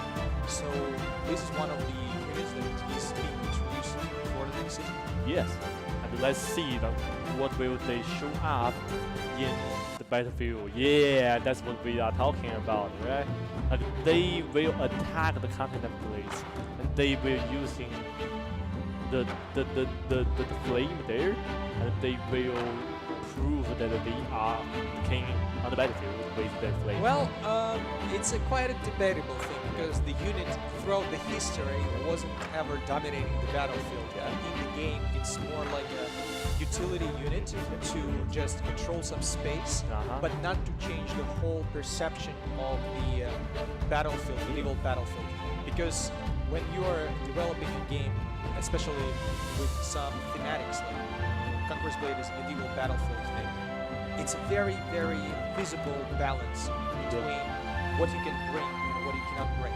So one of the challenges for unit designers was to keep this unit kind of fun to use, but not too overpowered, and not to break the perception of this being a medieval real battlefield. Because if you bring too much flames, it destroys and it brings some, too modern feeling to the battlefield, too fantasy feeling to the battle.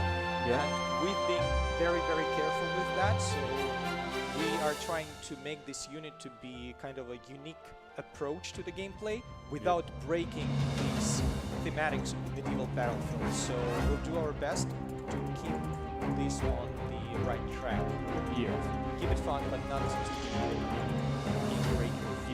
That's right. Definitely, we are now going to do lots of tests on the unit on the live from the thing we are going to do this, and we will have more content to be talked about in the live next few days.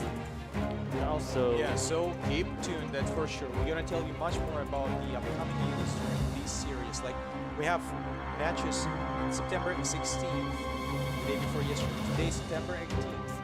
September 20th, day after tomorrow, and then September 25th, September 26th.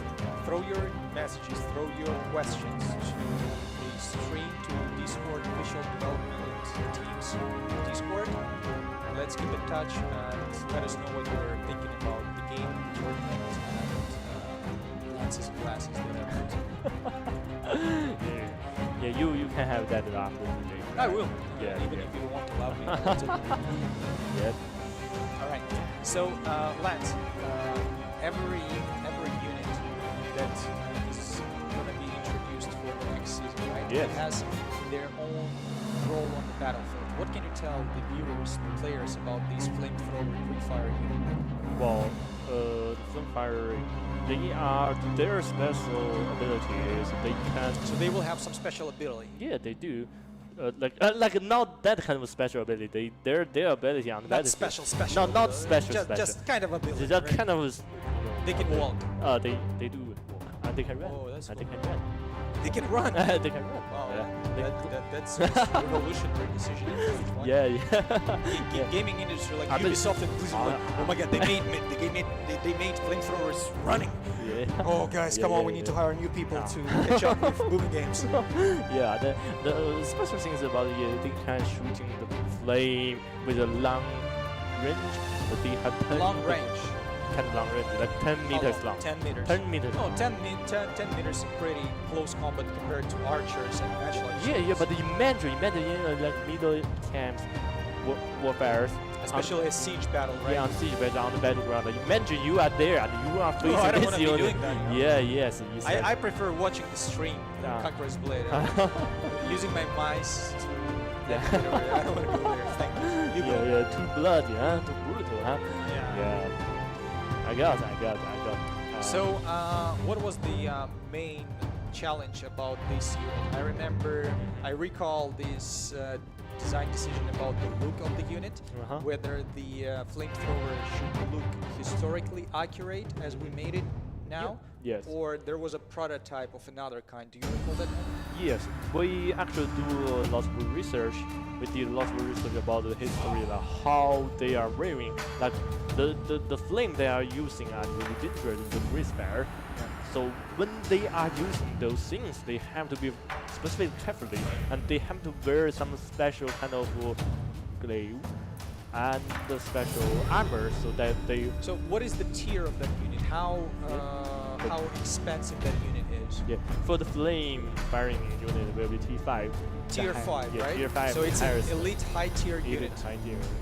It will cost us more than 300 leaderships, More than 300. So it's like compared to Iron Reapers, compared to elite cavalry units, Hussars and stuff. Yeah. Same tier with them. And basically, what are their main disadvantages in the battlefield from your point of view?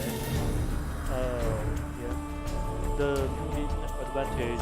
Disadvantages, like what is the counterplay to this unit? They are armored, whether they can be damaged by arrows, or they should be flanked to be destroyed, or how should an opponent adapt to this playstyle of the enemy that is using flame Okay, two things. Two things.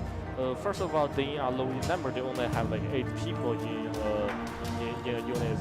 Okay. Yeah, and then they have their like ammo limited.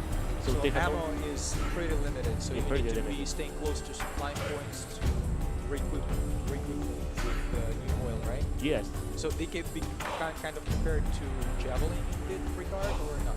Yeah, they are pretty. And what I play and what I feel like they are playing almost feels like javelins. So Yeah, you the need same to be kind of staying playstyle. next to the supply points, right? Yeah, kinda. They can do some kind of like short term attack, and then they have to return back to the supply point. Yeah, that's pretty much I know. And yeah, for the thing that we just talked about the units, I think it's also good for the audience that we can, especially for the new audience, that we can do some introduction to the game mechanics things, and we can show the games to the audience. Yeah, actually, many players they've been requesting some interesting game mechanics in Battlefield, especially in Battlefield. So people, if you have any ideas about how to improve the game and what kind of game mechanics you'd love to see in the future, go to official Facebook accounts, to our social media, and throw your ideas. Yep. So we're open to these things. Yep. And let's play the video for the game mechanic introduction. Let's play the Yeah, it's video. been quite late though. Yeah, It's like Does it mean that there are 30 heroes on the map Yeah. patching each other, pretending like it's something epic? Wrong. This game is not some wannabe more RPG superhero one-man army will kill them all junk. It's about armies, skill, epicness. Oh yeah. Choose your hero's class, ability, stats, and get ready for this. Every player controls a squad of soldiers. All those are inspired by your homeland's military history. Unless, well, if you're from New Zealand or Greenland. All those are inspired by your homeland's military history. Each unit has its own stats, purpose, and abilities.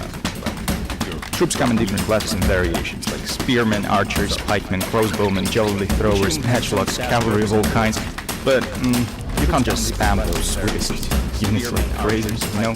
Choose up to 5 units with total cost within 700 points, and try being creative, okay? Mix up elite warriors with peasants if you like, and make your enemies freak out by your style. And by the way, do you like explosions? Cool. We added our guild. Now, about the most popular PvP mode over here. It's Siege. Within the limited time, attackers have to... Cool. We added our guild. Now, about the most popular PvP mode over here. It's Siege. Within a limited time, attackers have to conquer a city. Each captured flag increases the match duration and opens the final point for capture. Captured point A. Feeling like healing your troops or reinforcing them? There are those areas marked with crosses, so-called supply points, I don't know. So, let's sum up. Heroes, units, abilities, formations positioning, artillery. Throw in some teamwork and stealth or tactical options that come from that, and well, you figured the formula. These are Conqueror-based battles, baby. Oh, I mean warlords. So the game seems a bit complex to the new players, but actually it's pretty straightforward. You have a hero, you have a regiment of troops of different kinds, rock, paper, scissors mechanics, and Constantinopolis is coming. Constantinopolis finally for the final game today. That's finally, that's something that I'm very happy to see. And you know, Yeah. both now we have team from Korea and team from Thailand. They're not afraid to experiment, and they bring the map that I was waiting for. Yes, the Constantinopolis, the special levels for this season, for the S3 Ultimate season. And finally, we are going to see this on the big stage. Yes! The special things about this map is like 2 point. Wow, Siege tower is advancing. the weather of this map is that. さあそれでは始まったので見ていきましょう。エヴァ VS VLR AP サーバー同士の試合スタートです。ちょっと私が確認したルールだと、ここの敗者復活戦は BO1 の野戦だったと思うんですけれども、どっかでルール変更が入ったのが多分普通に BO3 の甲状戦始まってますね。攻守ともに、攻守ともにとか両チームともにコンテノープルを選択したので、まあ攻守が後々交代する形になります。エヴァー側が攻撃、VLR 側が防衛となっております。まあここではそうですね、ちょっとおかしいところで言うとなんでか暗いですよね。ずっと明るかったのに雰囲気出すために暗くしたんですかね。投石の残り数がこれやはり19なんで、これ4まで減りますね。まあここはね、もう何回も言ってますけど、櫓ついてもそこまで大きな変化はないと思っていて、どちらかというとさっさとこの B の前の城壁とか補給に向かうところの壁を壊すのが大事になってくるかなと考えております。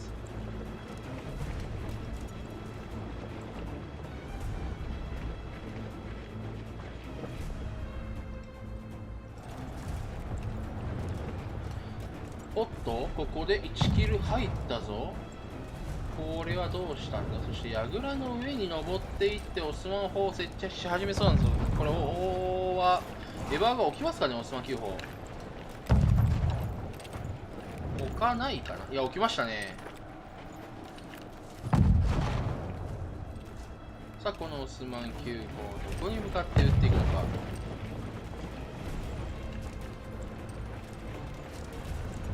A 正面は兵士固めてありますね。暗いな。暗い。わかんない。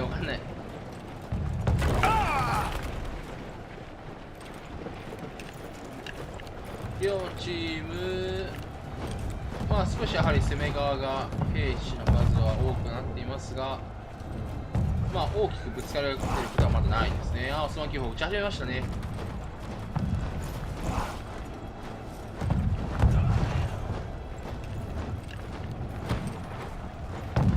打っていく。オスマン9砲撃ち合いになってますね。これで下から攻め上がってくる武将がいる。このプレイヤーがオスマン9砲壊すと面白いです。戦っている。車に乗って急にスキルを使っていった形か。落ちて倒されたがオスマン9砲破壊しきりましたね。これ BLR 側美味しい。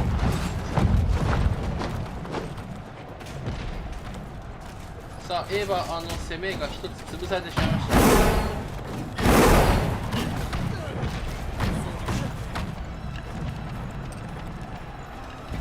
らに帝国海特兵もいましたからね。あれかなり戦えますよ。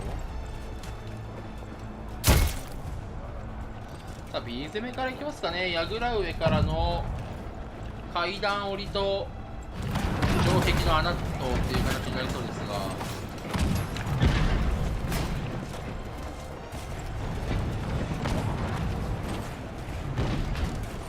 これ面白い形になってますね。上にいるけど攻めづらいし、下にいるけど入れないから通りづらいし。いや暗いな。いや暗いな。音で何のスキルが出てるかは分かりますけど、さ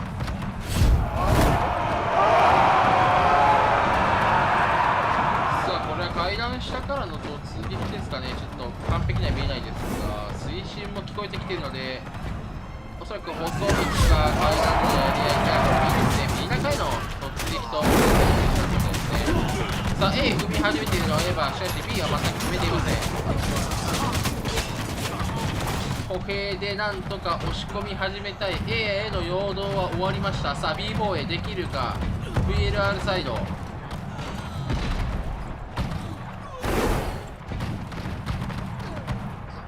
さあ B 取り始めたぞ。この B はおそらく止まらずそのまま行くでしょう。さあ馬で来る B を取る。なんで夜にした？ Our team has captured point B. わざわざこれ設定おそらく変えてますからね。でもマップ選択に時間とか天気の選択がなかったはずなので、あったらね、あるの苦手なチームは攻め側はあるの決定しました。基本的に Our team 防 has 衛サイド captured に point 櫓 A. 壊されるの嫌でしょうからね。これ暗いのどうにかなんないかな。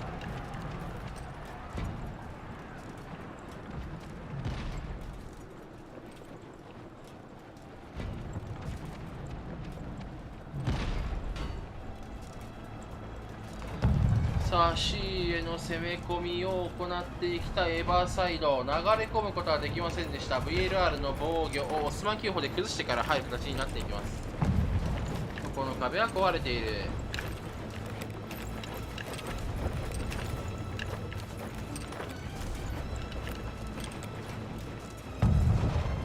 悪くない位置にオスマン入っている。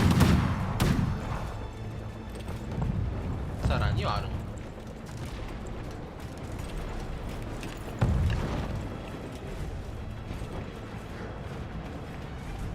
係数は両チームあまり大きく削れてませんね。まだまだ1200以上あったらまだまだ戦えますから。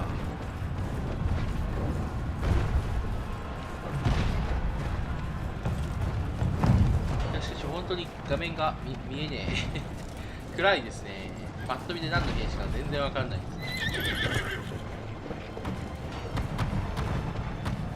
唯一明るいのはオスマン9本を置いてる途中だけですね。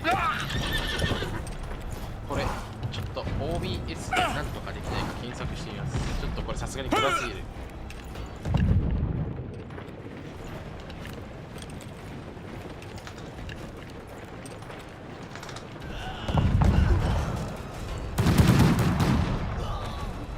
無理やり殴り倒すようにあるのを打っていってますね。これルシファーもやっていた方法ですよね、ここ。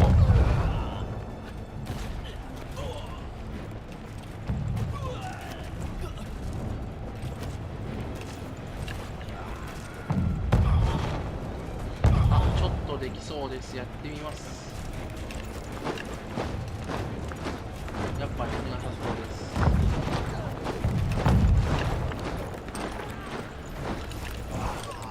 これで少し見やすくなればいいんですが、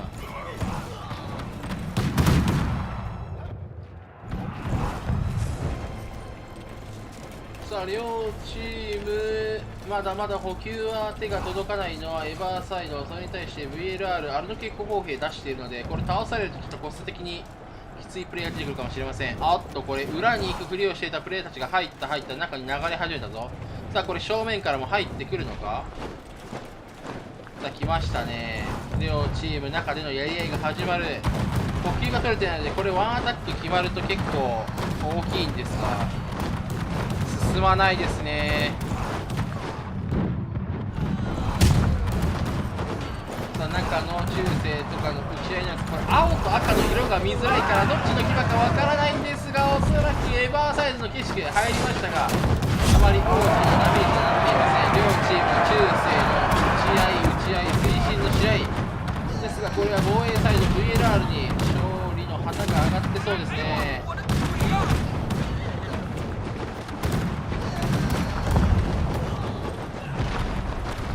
さあプレイヤーも引っこ抜いて VLR サイドがまずはワンウェーブ押し返した形。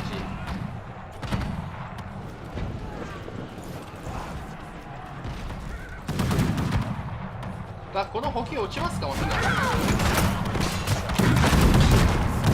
補給取られないように無償で踏みたいんですが踏めない。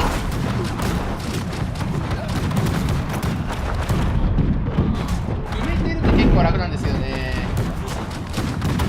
取られるとめんどくさい。でも兵士を出せるわけでもないからなんともって感じでする。攻め側にワンチャン生まれてる状況ですね。ここで武将ガンガン切るとかできると美味しい。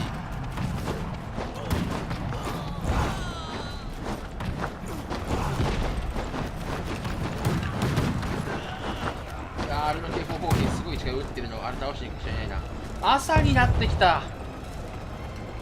朝になってくるんだ。なるほどね。もうちょっと完全に朝になってくったら明るさまた調整します。この VLR が取り返しましたね。We capture the point.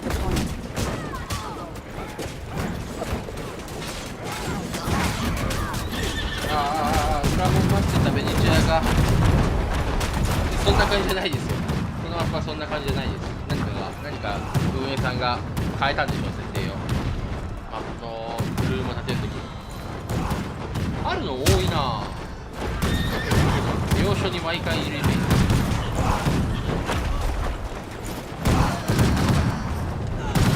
さらにベンチャーまで来た。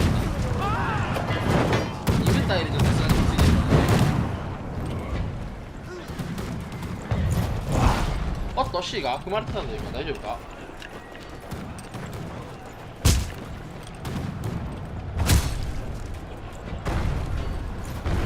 投石を入れてはいますが、その投石に合わせて中に入るプレイヤーがいないのであまり美味しくないか。補給をまたもやエヴァが攻め落とした。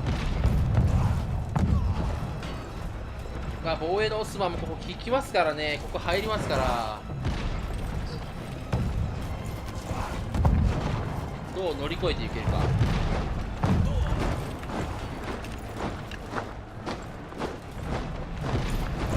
あ、これ兵士を一旦下げましたね。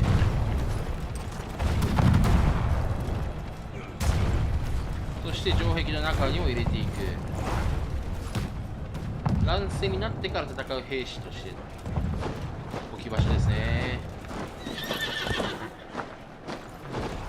さあ、あるのもいるので一旦攻めちゃおうとエヴァーが前に出てくる。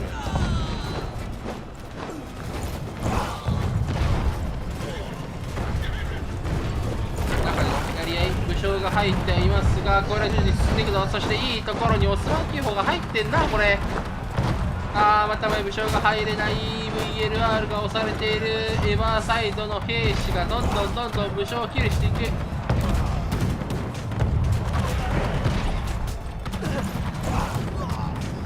無理やりこれ前押さえれてますからね。兵士入ってこないでしょう。投石もう一発ぶっ破して C 確保はエヴァーサイド。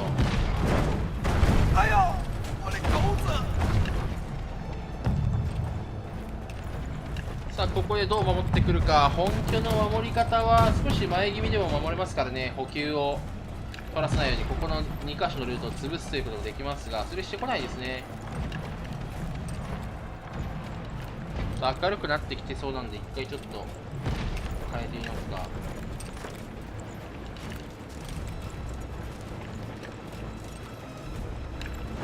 We captured a point. まあギリギリ見れますかね普通に。どうだろう。いや私見れないな。この画面だとまだ見れますけどね。成功のやり兵パッと見で分かりますけど。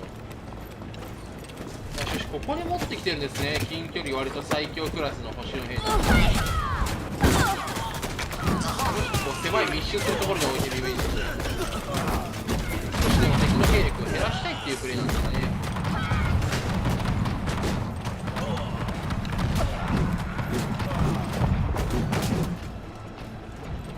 さあ、エヴァのプレイヤーが囲まれてリンチにされて1キルされてしまいました。872対605の兵数有利持っているのはエヴァーサイド。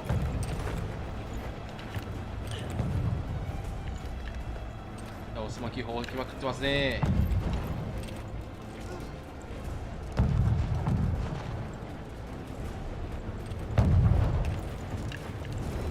残り時間6分、時間の余裕があるのでこれはしっかりオスマンで高してからになりますかね。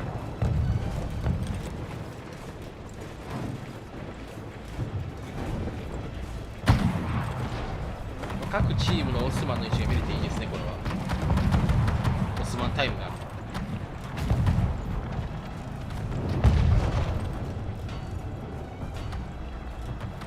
しかし本拠中どれぐらい防衛陣敷けてるかですよね。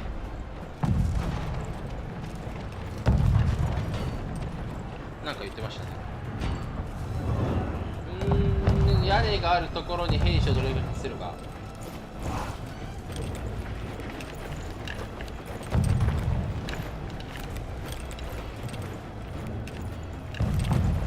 オスマン9砲でナポレオン砲狙われていますが、なんと答えている。がこれも壊されてしまいましたね。ですがオスマン砲を置き返していくのは VLR。 エヴァーサイドまだ攻めません。オスマン9砲で互いし終わってからです。しかしこれやりすぎてね、時間が足りなくなったチームがあったんですよね。なんでちょっとこうほどほどにして1回攻めるのもあると思うんですよね。両チーム同じ損耗になるんだったら。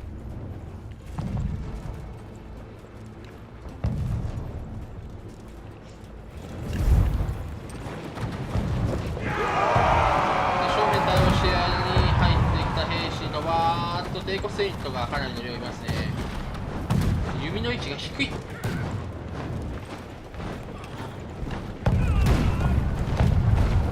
さあ中での兵士を押し出してゲージに進んでいますね。しかしこれはさすがに入れるでしょう。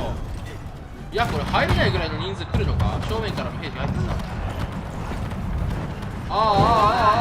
これ結構崩れましたね。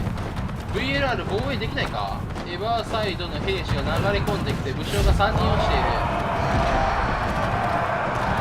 さらに形式突撃を入ってます。グレーチャー持ってきている。敵が敵重兵を持ってきている。さあ合中性が来る。推進が入るぞ。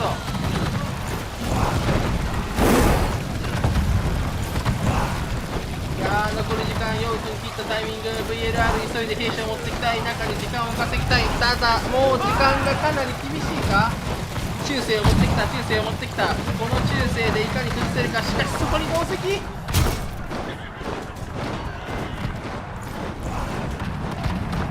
しかし武将が中に入っている。 VLR エヴァはそれを押し出したいんですがあまり無理やりはいけないか。少しゲージがまた進んでいる。運び出されている。ゲージが進む。ゲージが進む。残り時間3分。ゲージは半分。兵士の量では倍勝っているのはエヴァサイド。VLR なんとか高コストユニットを持ってこれていますがちょっと兵数の3人を広がりますかね。エヴァサイドはなんなら最悪このアタック1回失敗してもいいですからね。まだ時間はもう1回ある。やる分にはいいゲーム。投石がどこに入る。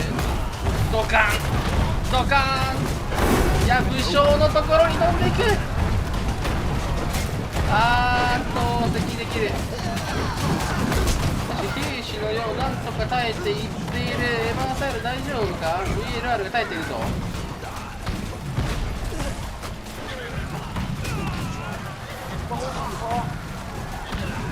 大丈夫か。抑えきれるか。中に入れるか。入れそうな重装の武将近くにはいるんですが手前で馬を倒されて入れないか。中に入った。中に入った。時間を稼ぐ。時間を稼ぐ。しかし武将が8人しかいない。投石はおそらくあと3個あることでしょう。3個4個ですね。しかしその投石も使うことなく勝利したのはエヴァとなりました。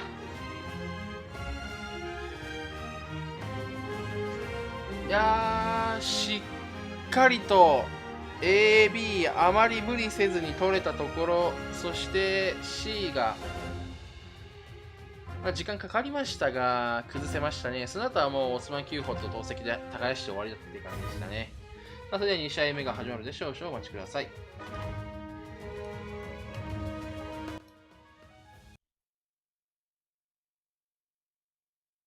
Nothing is lost for neither of teams. Yeah. Both teams still have a chance to win the tournament at the end.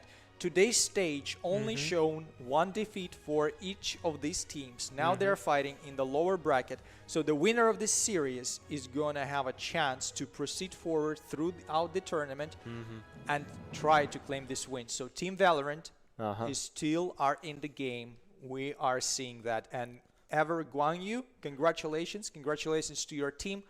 Well done. Well played. Yes. Oh, great. Let's see the MVP for the other side. MVP from the other team, from the team Valerian, is AO92. And he's playing as the hammer guy in the battlefield. He's playing pretty well. His unit damage taking is really good. And he's good at dealing damage to all those units. He got 140 units killed and got lots of the contribution point. But still, in the later part of the game, they are low in numbers.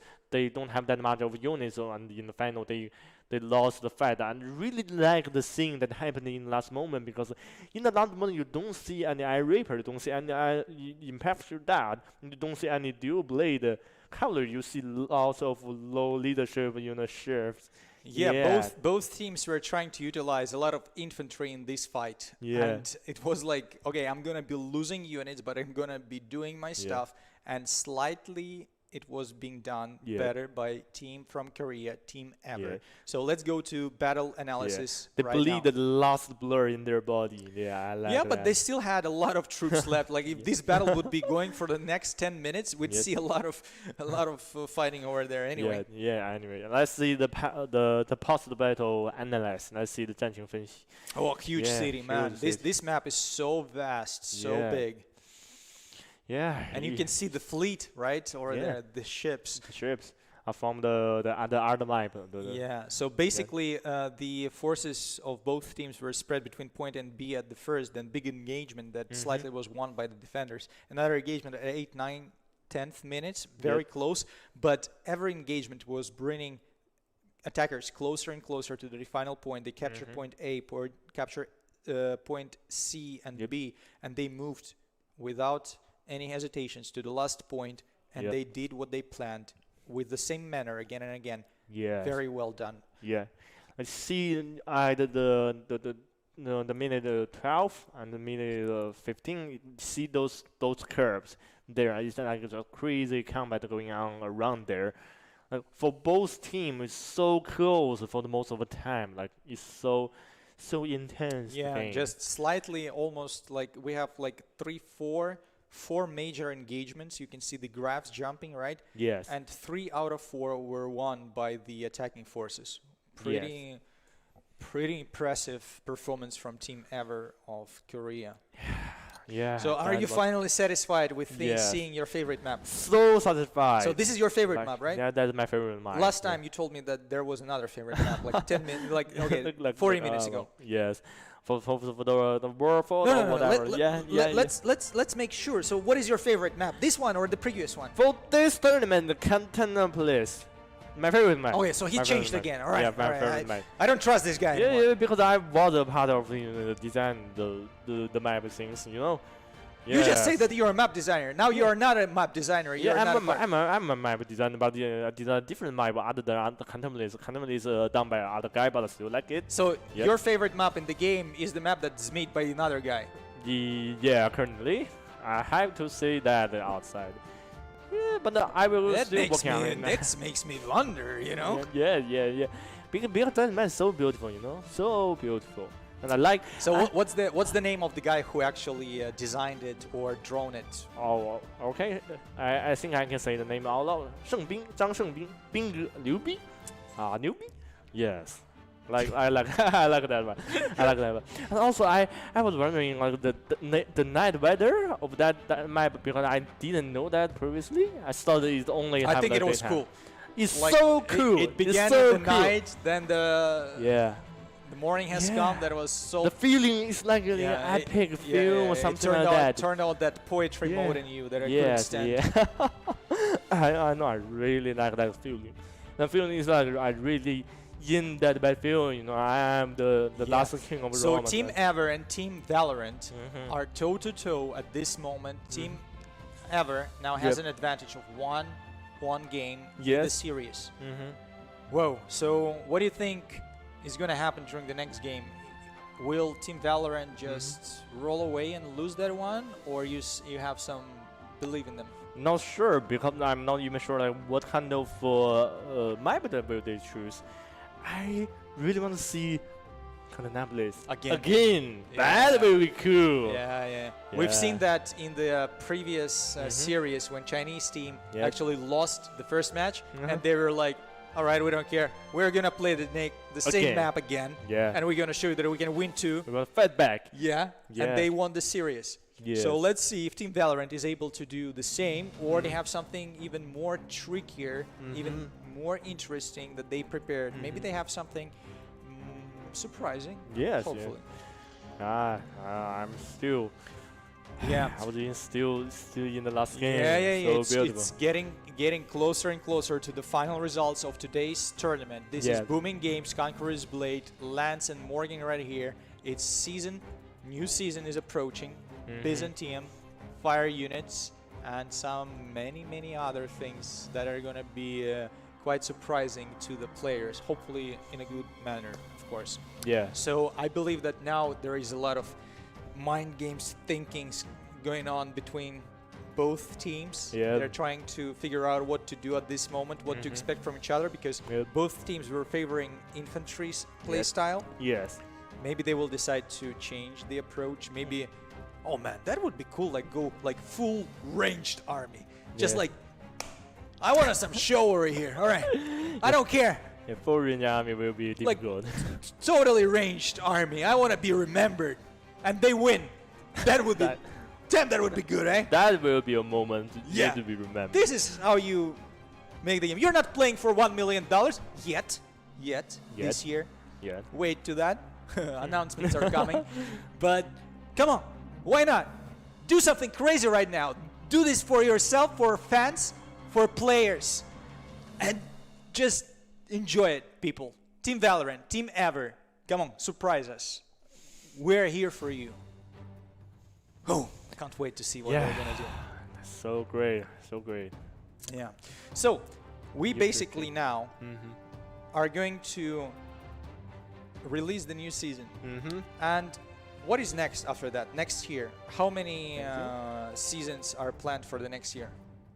Well, first of all, I don't know a big part of the plan of the next year, and even do I know it's not the So, perfect time to The succeed. the wise Yeah. elders of Booming Studio, they are being Yeah, the concept. manipulating and just like, you Yeah. gotta do that, they gotta do, but you don't know the bigger picture of what Yeah. is going on in their minds. Yeah, it's like a 12 night around the table, like they decided everything. You know what I mean? Yeah. And, while you're standing behind the door, like, let me in. I wanna be the part of it. Yeah, exactly. Yeah, that's something I work on. You won't be one because you play Dota. I'm sorry. Yeah, the I'll thing insist. that- I'll insist. You're never gonna be in that room, alright? Oh no! Delete Dota from your No. PC. Then maybe you'll have a chance, alright? Yeah, I can delete Dota, but I do it Continopolis, baby, again. again. Go. Yeah. Again. Yeah, this is my. By the way, this is my actual has eternal like in the underground, but they never use it. It made me kind of sad, but I still like the overall of the map. And I'm excited about what can be seen in the next few minutes. That will be something could be remembered, I guess. Well, we'll see if Team Valorant now, while attacking, can repeat this. さあそれでは始まったので見ていきましょう。コンテノープルの2試合目、エヴァー VSVLR の試合スタートです。先ほど1試合目は攻め側のエヴァーの勝利となりました。この2試合目どうなってくるのか注目です。 The left siege tower さ is あ advancing. なぜか先ほど夜でしたが今回しっかりと朝になってきましたね。何があったんですかね、さっきのは。さあ開幕兵士しっかりとやってくれてますが、牙がほとんど入ってないですね、両チーム。1部隊だけ入っているのが、これが VLR 側、それに対して2部隊だけ入っていますね、それがエヴァ側。まあそれよりも欲しい兵士がいるってことですよね。もうほぼ全員中世は持っていると考えてもよろしいですかね。中世持っていないプレイヤーが 2,3 人しかいないですね。 Their gate has been destroyed. VLR 側もそうですかね。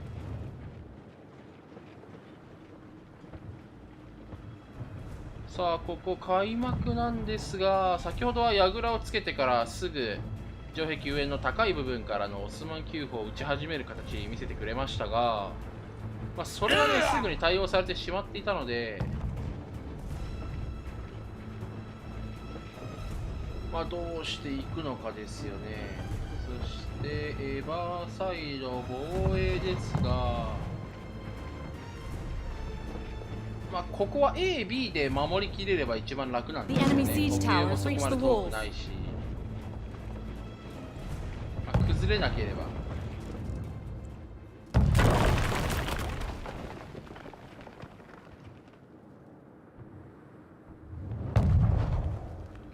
しかしね、ここ本当に攻め側の開幕の機会の量多いですからね。あれ破壊できないと結構きついんですけど、残ってますね、オスマン急砲とかは。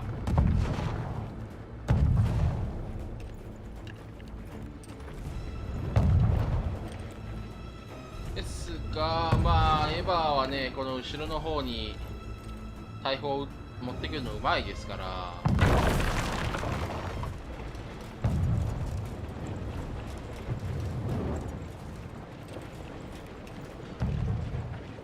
そうこのスマン9砲ですよ。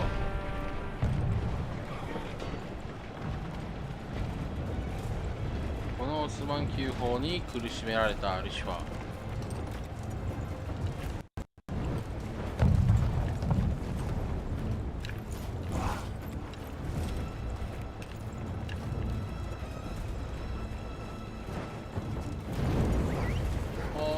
補給攻め開始されてますか。投石きれいに入らないんですよね、ここはあんまり。補給に対して絶妙な家がありますからね。どこに入るオスマン。奥の方に入る。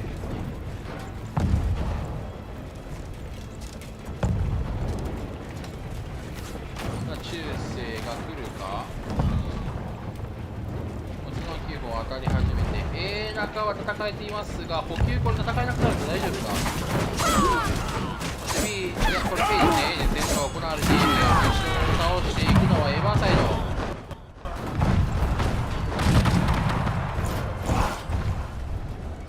戦い合って補給を取っている VLR はそのまま後ろから攻め上がる形になるでしょう。A 行く。ここどう戦うのか。エヴァはこれ取り返しに行けないですね。確かベネチアも中世に追い込まれています。死んで後ろで行きはしたものの合わせるかいかないですね。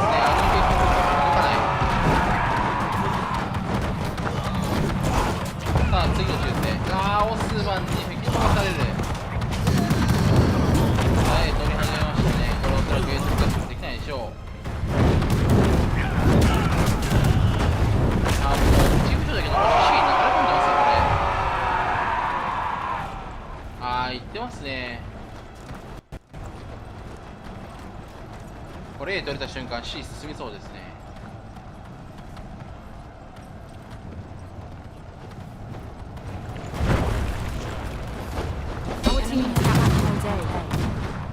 いや C は守れた。しかし B が進んでいる。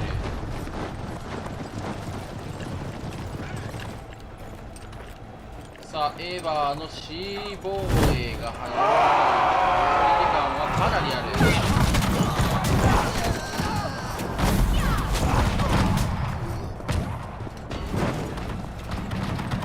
さあ防衛のオスマンどのように使ってくるのか。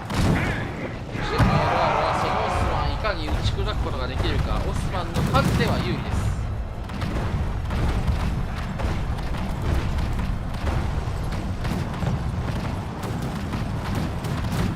さあ B がこれで確保されまし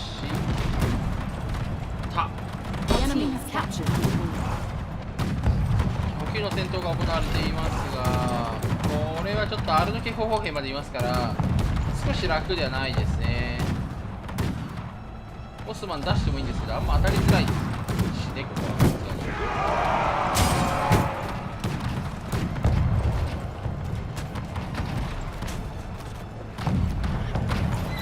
そう前出るとね、一気に10兵とあるのに削られてしまいますからね。盾持ってますから、盾でもあるのは止められない。じゃあどうする。オスマンで吹き飛ばそうとなる。あっとフルの事故。こ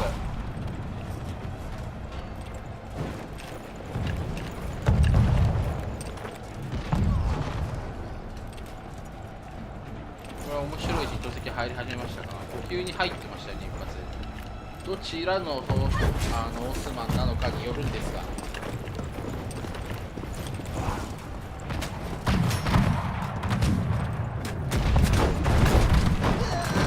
先に撃たれて中世がこけ続けている。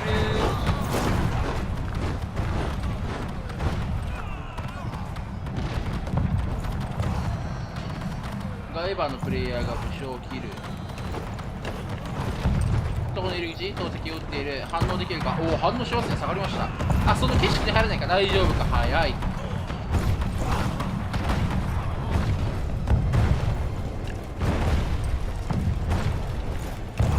さあ、やはりエヴァの C 防衛は硬いか。全然進まないですね。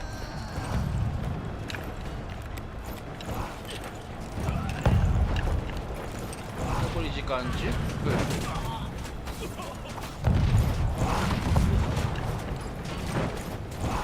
城壁へ登らされた兵士は簡単に倒せていますが、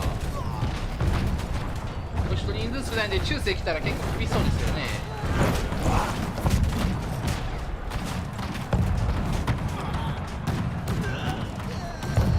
中流れ込んでいくのは VLR エヴァーが対応する兵士を持ってくるのを予想している投石が入っている。しかし階段側から来た中世がしっかりと裏を押さえていて、武将同士の殴り合いではいればいいだけの VLR。 あー、景色が入った、景色が入った、景色が入ったよ。しかし中世の数字がこれ始めてましたね。今かなり景色パワフルができました。C のゲージが進まない。そこ投石打ってもあんまり入れないですからね。奥の方に進むはずですね。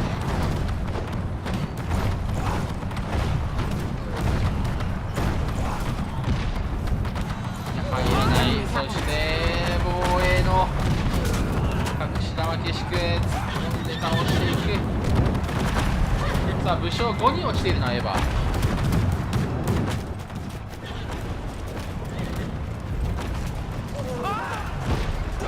やはり C 硬いですね。エヴァは C の登り方を知ってますね。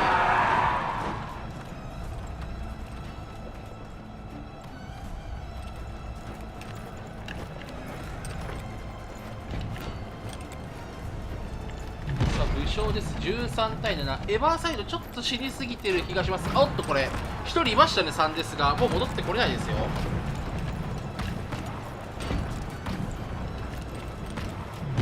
失礼しました。 VLR サイド13ですで1人3ですがいますから、もうこれ帰ってこれないですよね。そして他は全員1です。0ですも何人かいますが、1人いないってなるとこれ部屋も出してないでしょうし厳しいですね。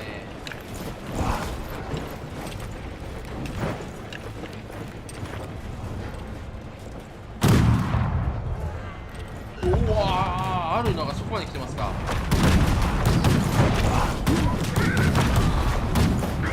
さあ C へのガチ攻めやっていくのは VLR。 エヴァは無理やり返していきたいんですが、投石がうざいか。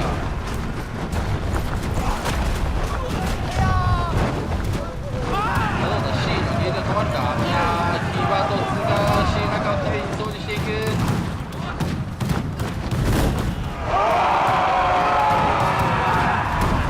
まだ入るか、これもしかして入りに行こうとしているプレイヤーはいる。止めた。さあ、この止まっている間にいかに兵を入れられるかですが、これいきそうですね。 C 取られそう。取った。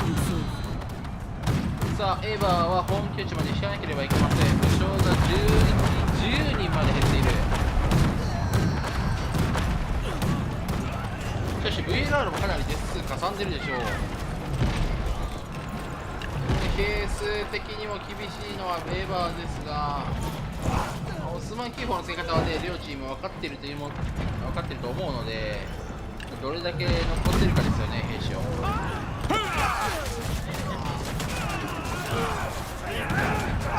ベニチャイナーセイジエルヒが勝てない。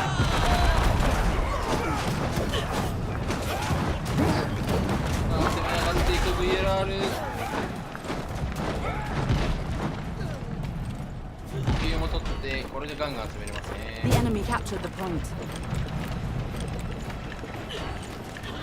さあ、残り時間、やはりオスマン9号での耕しタイムが始まるでしょうか。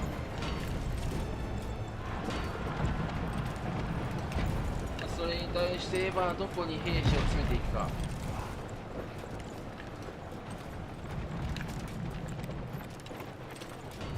民兵が一番後ろにいますね。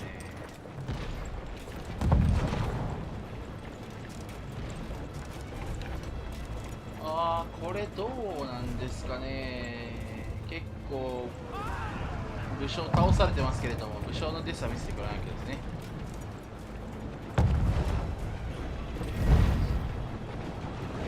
15対16、エヴァーが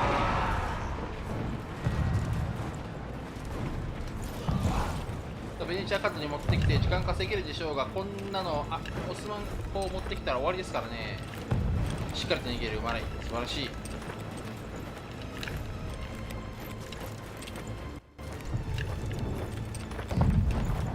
あれはいけないでしょう。残り時間8分、まだまだあります。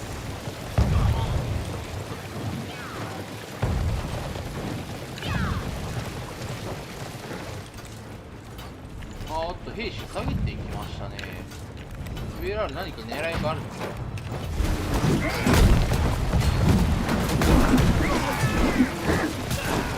中に入っているのはエバーサイドですが、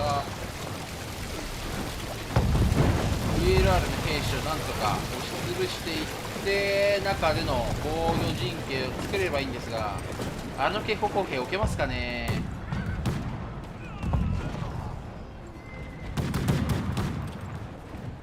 両チームこれ3です出ましたね。そして2ですもすでにエバーチームに複数にいます。あとこれ3です。しかし VLR サイド2人いますか。ちょっと難しい試合になってきそう。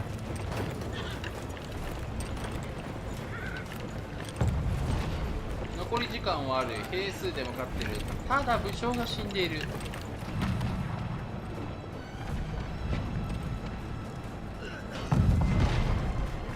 オスマンの位置に兵を置かないでくれ。なんでオスマンが対位置に兵を置くんだ。それでは倒してくれてって言ってるようなもんじゃないか。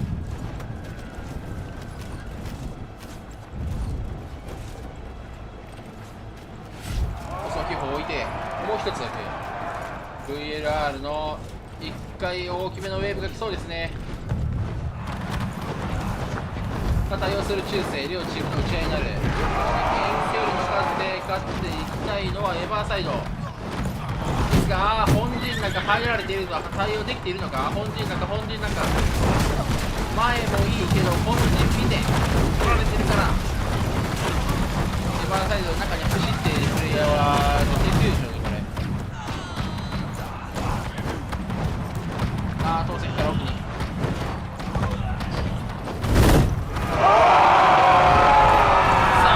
レーで入っていって本拠地の中で暴れているが、ちょっと武将倒すには至らないか。さらには同席が入ってしまっている。しかしこれベネチア来てますか。素晴らしい火力が出るぞ。本気で残り5分半。 VLR が攻め上がる。ヒバトツですが、こいつの突は止まっている。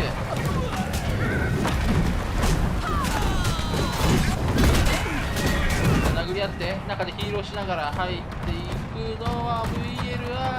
エヴァーは守れないか。兵士を持ってきたいんですが200人差もある状態ですが、兵士持ってきたい。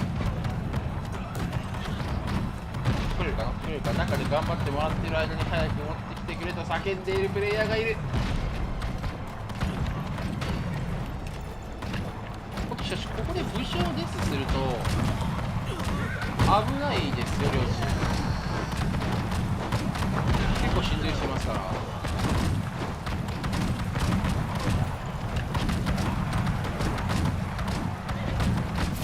遠距離兵がいい加減嫌がってしてますね、PLR に対して。しかしそのエヴァーの遠距離兵も今から飲み込まれます。さあ3デスの武将が両チーム2人ずつ13対13の試合です。残り時間4分。ここでフランキーがかなり痛いでしょう。盾がいないですからね。中に入って時間を稼げればなんですが、こういう時に無理やり入らない金重鎧武将はいらないですからね。絶対にチャットであんなのはいって言われますから、遠距離から加わるので試合が終わらないように時間を稼げばいいんですが、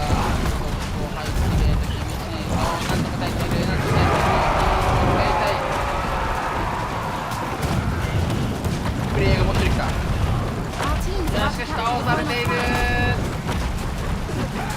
進む。裏から入って残り3分半。大丈夫か、守れるか。両チームの武将が倒されていってますが、これ完全にエバーサイドが逆殺されてますね。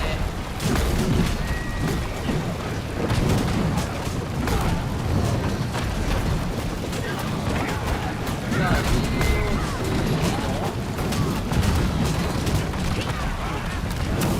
2試合目勝利して、なんとエバーとVLR が1-1で並ぶ形になりました。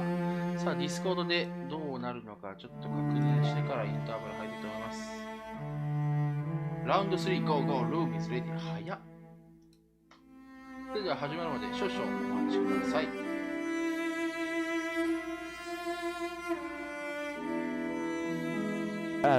Compared to the previous tournament? Yeah, the attacker always. Yeah, now attacker's like, okay, Yeah. we're gonna be doing that. All right, so to MVP. So of Spain, congratulations, brother. You have become an MVP. You have collected 80,000 unit versus unit damage, which is spectacular. You have claimed 3 kills. You died only once. Pretty cool. Well done. And whole team actually worked very well over there. So Vespa, LRA Loca used to be an MVP in one of the previous games. Secret, Peely Pop, Yep. Numai, Kurt Cobain. I thought you were gone, but welcome you back. Thank you for playing this game. I like your music. Then and all the rest. All right. So what about Team Ever? DTAS. 我们看一下对手的那个 MVP. Yeah, MVP. Yes. Hey, DTAS actually, he used to be an MVP as well in one of the previous games. Yes. So this is kind of a stable thing from him. He's probably a very Good strong player on these individual tasks in the tournament. So well done. So DTAS dealt a lot of damage. Yep. 110,000 damage. Unit versus unit. Unit damage taken is 90,000. Yep. So yeah, give and take, but he has done pretty tremendous job over there. So DTAS, Xiao, you go. Xiao Jie. Okay, he's Chinese probably. I don't know. Attila, yeah, probably. Xiang Yu. Like Team Ever should be like Korean, right? But I see like lots of Chinese names over there. 小妹妹、小姐姐 Oh my gosh. Yeah. I'm not sure like Chinese people infiltrated Korean team. Yeah, or they are pretending they are. Yeah, they they may be. Because their team leader is Guan Yu, like you know. Yeah, Guan Yu, the historical character, a real person. Yeah, a real person. So Guan Yu was like, if you want to be in my team, change the name to something Chinese, all right? I don't care how good you play. Get out from my team. Yeah. From now, you're Xiao Jie. But all right, let's go to post-battle analysis. Yeah, post-battle, a great game by Team Ever and Team Valorant. Yeah, that was a close game, and I remember at like around 3 minutes or around 4 minutes, it was like a good attack from the Team Valorant. They attacked from the right side, from the city wall. They successfully found the weakness point, and they get the A point really quickly. From there, they captured the B point just in like a minute. Then from C point, it was like a chaotic attack, but finally they win because of one huge attack around 10 minutes. It's like a good combination between infantry's Turbocade, Pac-Man and the Tower Shield Man and the hero. It was like a tide. Yeah, what I we say. have major engagements on minute 4, minute 8, minute 10. Yeah. And again, this was very close series this far. Both teams being doing their best, and they are going toe to toe. And the last match is going to decide who is about to be proceeding to the lower brackets of the tournament. Yeah. Ooh, Lance. Yeah. Dude. All right. Yeah, now I'm kind of worrying about the last fight because it will be the field battle again. It will be the Amalek. Is that the same map? It's the same Cliff map thing, right? Yeah, the Amalek River. Yeah. Emerald River, yeah, right? Amalek All River. right. So we'll see some field battles over Yeah, there. we will see some Okay. field battle. But So- this time it's different because both teams are not favor about the cavalry. Yeah, Yes. but we'll see what Yeah. they have to bring to this thing because most of teams they do not expect that much to be playing on field maps. Yes. So it's kind of an uncomfortable area for many teams, many players. So a lot of unpredictable situations may appear. Yes. So you said that you are favoring Team Ever at this moment. Are you still within that, or you changed again? Yeah, I'm still favoring them because the play style they show up in the first game. That just captured me. Great play by them. Yeah. All right. Yeah, But at the same I time, liked everybody. at the same time, Team Valorant, Yeah, they've been showing great games great strength. throughout 2 tournaments already. Yeah. So I think this is kind of a close competition over there. Yeah. I wouldn't dare to predict who's gonna win there because, wow, that was kind of close on both matches. Yep. And both teams, I really love that they picked this Cantinopolis city. This is what I was glad that they hoping picked it. for. Yeah. Finally, no need following this. Oh, I'm gonna be comfortable stuff. Just go and do your own thing, guys. Yep. So, thank you Yeah. very much, Team Ever, Team Valorant. Whoever wins during this series, guys, you did just great job over there. I know that one of the teams is gonna lose, is gonna feel bad for sure. Every time we lose a tournament, we feel terrible. But you have shown already that you are great players. You're a part of our Conqueror's Blade community, and we in Booming Games really appreciate your dedication, and we're expecting you to do your best in that last match, to show your style, to claim that win in your own way. So guys, please do this last game the best way you can, and be proud of yourself, because we are proud of you, and we thank you so much for doing this for everyone Yeah. in our community, guys. Good play by them. All right, Yeah. I'm getting too sweet. I want to puke of myself already. Yeah, even the last like 3 or 4 games that happened because those games are so intense and so good. That bring me the memory about like when Your childhood. not my childhood. Like in the studio, like our company, like we had a team. And we actually participated in one of the previous tournament, and we tried to. but You know, wait. So yeah, Booming Games had a team Yeah. participating in their own tournament. You Yeah. think you sure you want to be talking about that right now? Yeah, but even we try to pretend that we're not, and we just as the real. Don't you feel players. you're talking too much? It's a Jessica, I told you to fire that guy like a month ago already. Why is Yeah. he still here? It's like we just try. We didn't tell anyone. We He's still talking. we play as the real player, and we just go there with our energy there, and we just play in normal ways, and we almost fail every combat. Yeah, failed miserably. Yeah, we failed majorly. We failed at least 8 games in a row, but we still are practicing. But you practicing. fixed the tournament, so at the end of the tournament you won, right? No, because you're a developer team. we didn't. Because in the final day, when we are in the group stage, in the first combat is a BO1. It's only like 1 game decided. So did you win once? No, we didn't win even I'm once. not surprised. But still, in the per set, like in each single game, I can feel in the last moment. Like remember the moment in Harbor City when the defender is go, just die for me. Things like this. I remember that feeling in my heart, in my body. Yeah, I can Yeah, feel that- that you're spitting on me right now. I feel like you're very excited. I need to wash myself after that. Yes, I know. That thing, like the group power show up there, and the group to go there is just better than the kind of the game that the game that you hate. What do you say? Like Wait. yeah. What was it? I want to repeat that. Okay. Game like what? No, I want. I heard like I want to repeat it. Okay. I want to repeat it. Okay. Yeah, but don't do that. anyway, Don't do that. Yes. It's 15. 15 was 15, and the goal of that game is like so immersive there. It's like you are in there, like you have to fight there, like you have to fight until the last blood in your body. That thing feels so nice, even though that our team is always lost. But still, I like that feeling. So I'm still want to participate in that Ladies and kind of gentlemen, you have just witnessed the tragedy of being a developer.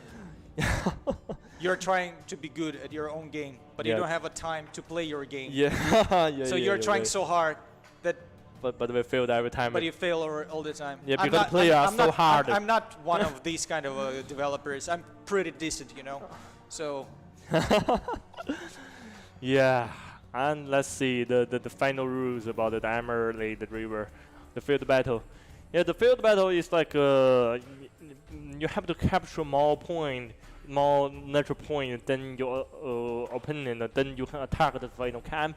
And once the time out, whoever control more point or whoever もう次の試合はね、おそらく先ほどの試合みたいな感じになるのが予想されるので、なので、大変申し訳ないんですけれども、本国の放送とかぶせて喋ろうかなと思います。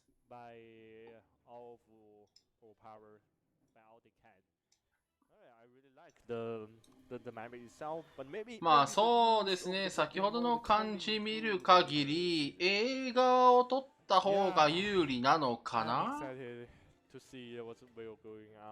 ていう感じですね。あと開幕のダッシュは結構大事そうですね。Guys, I know that throughout the tournament, throughout today's stream, many players were addressing our services in different regions of the globe.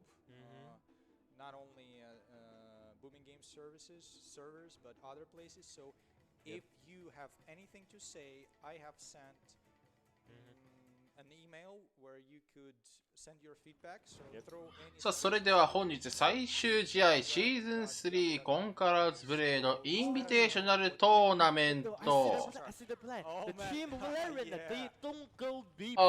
VLR vs エヴァの試合スタートです。さあ VLR がとんでもないことをしております。全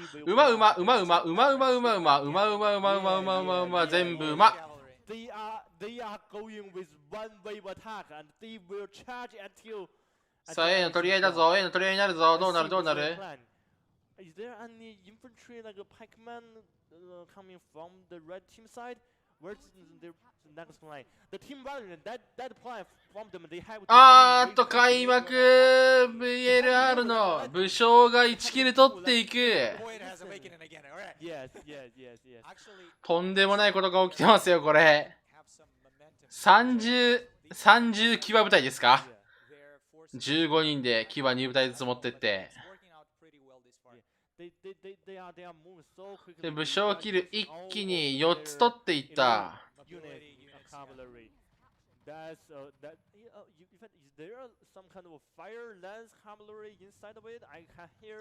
関連的兵もいますね、音的に。これリスキル狙ってますか、もしかして補給取って。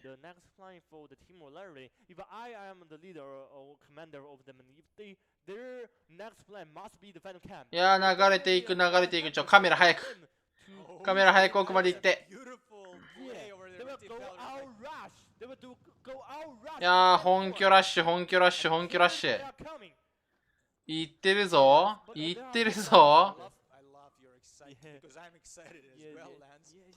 とんでもないことになっちゃってますけれども、本拠踏みに行くぞ。さあ、本拠中が綺麗になればパーセント進みますが、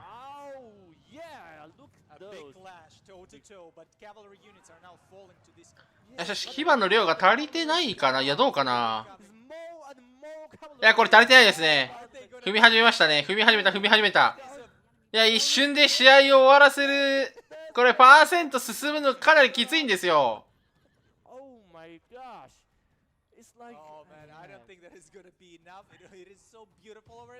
少しでもパーセントが進むときついんですが、いやー、すっごい寝てテッサ大砲を置いて、いや、もうなんかプレイングがちげえ。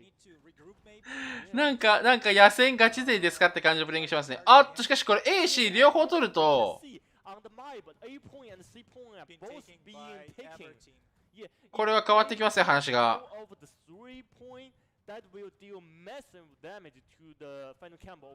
A か C 止めないと、これはすごい勢いでポイントが入っていくぞ。あ、これ気づいてないですね。いや、A 守った、A 守った、A 守った。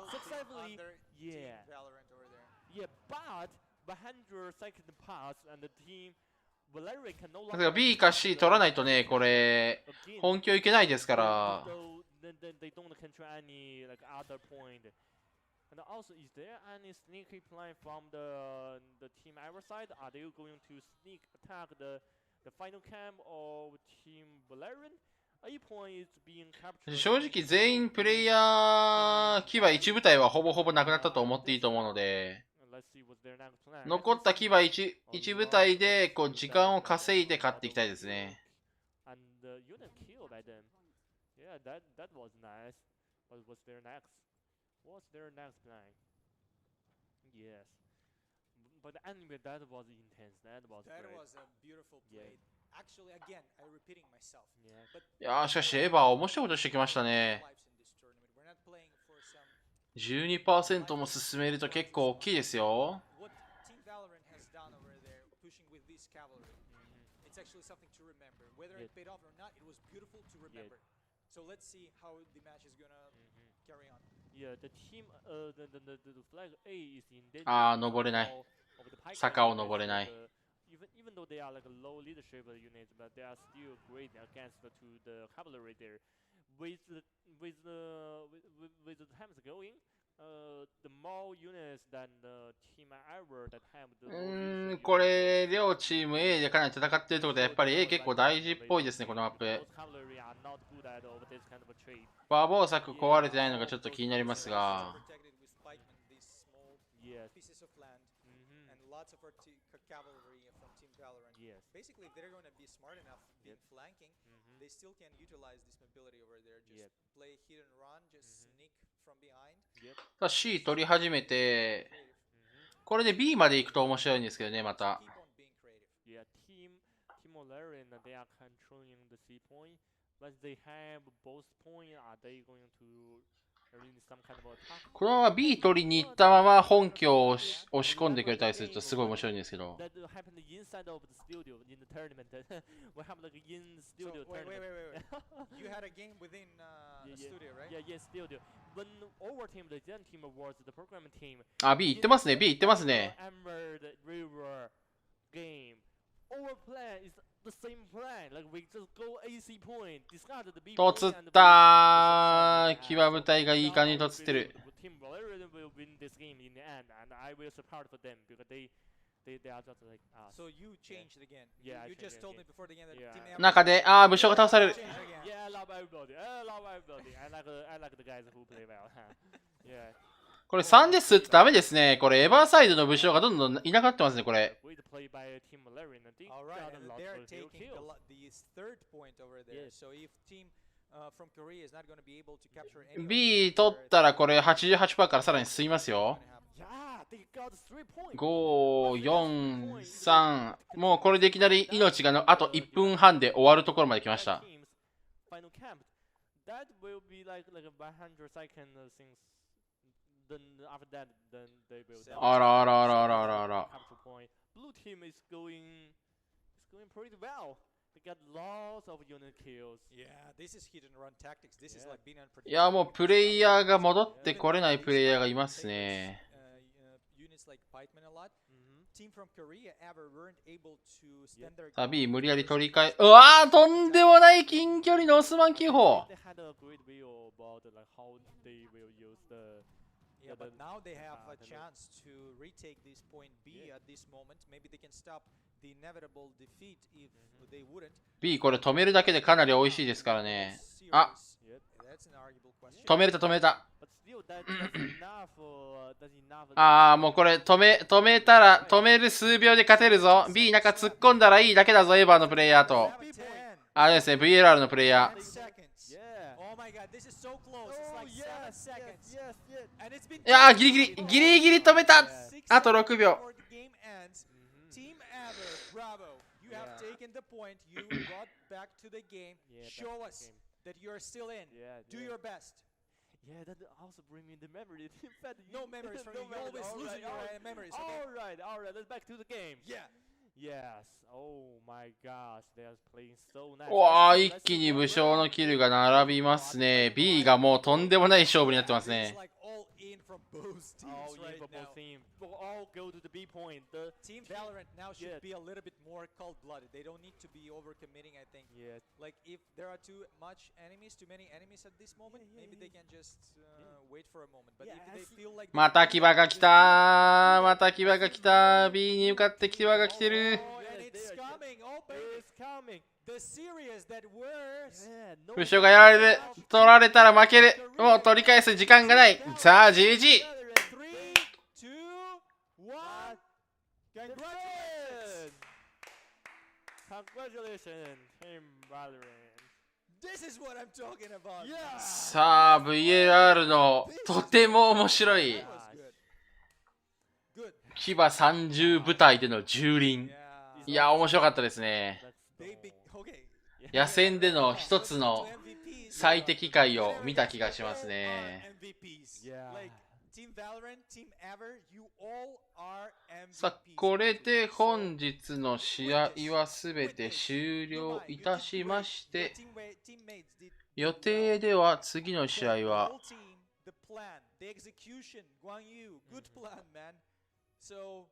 今日が19日なので、20日ですかね。20日に、CS サーバー同士の試合が2つと、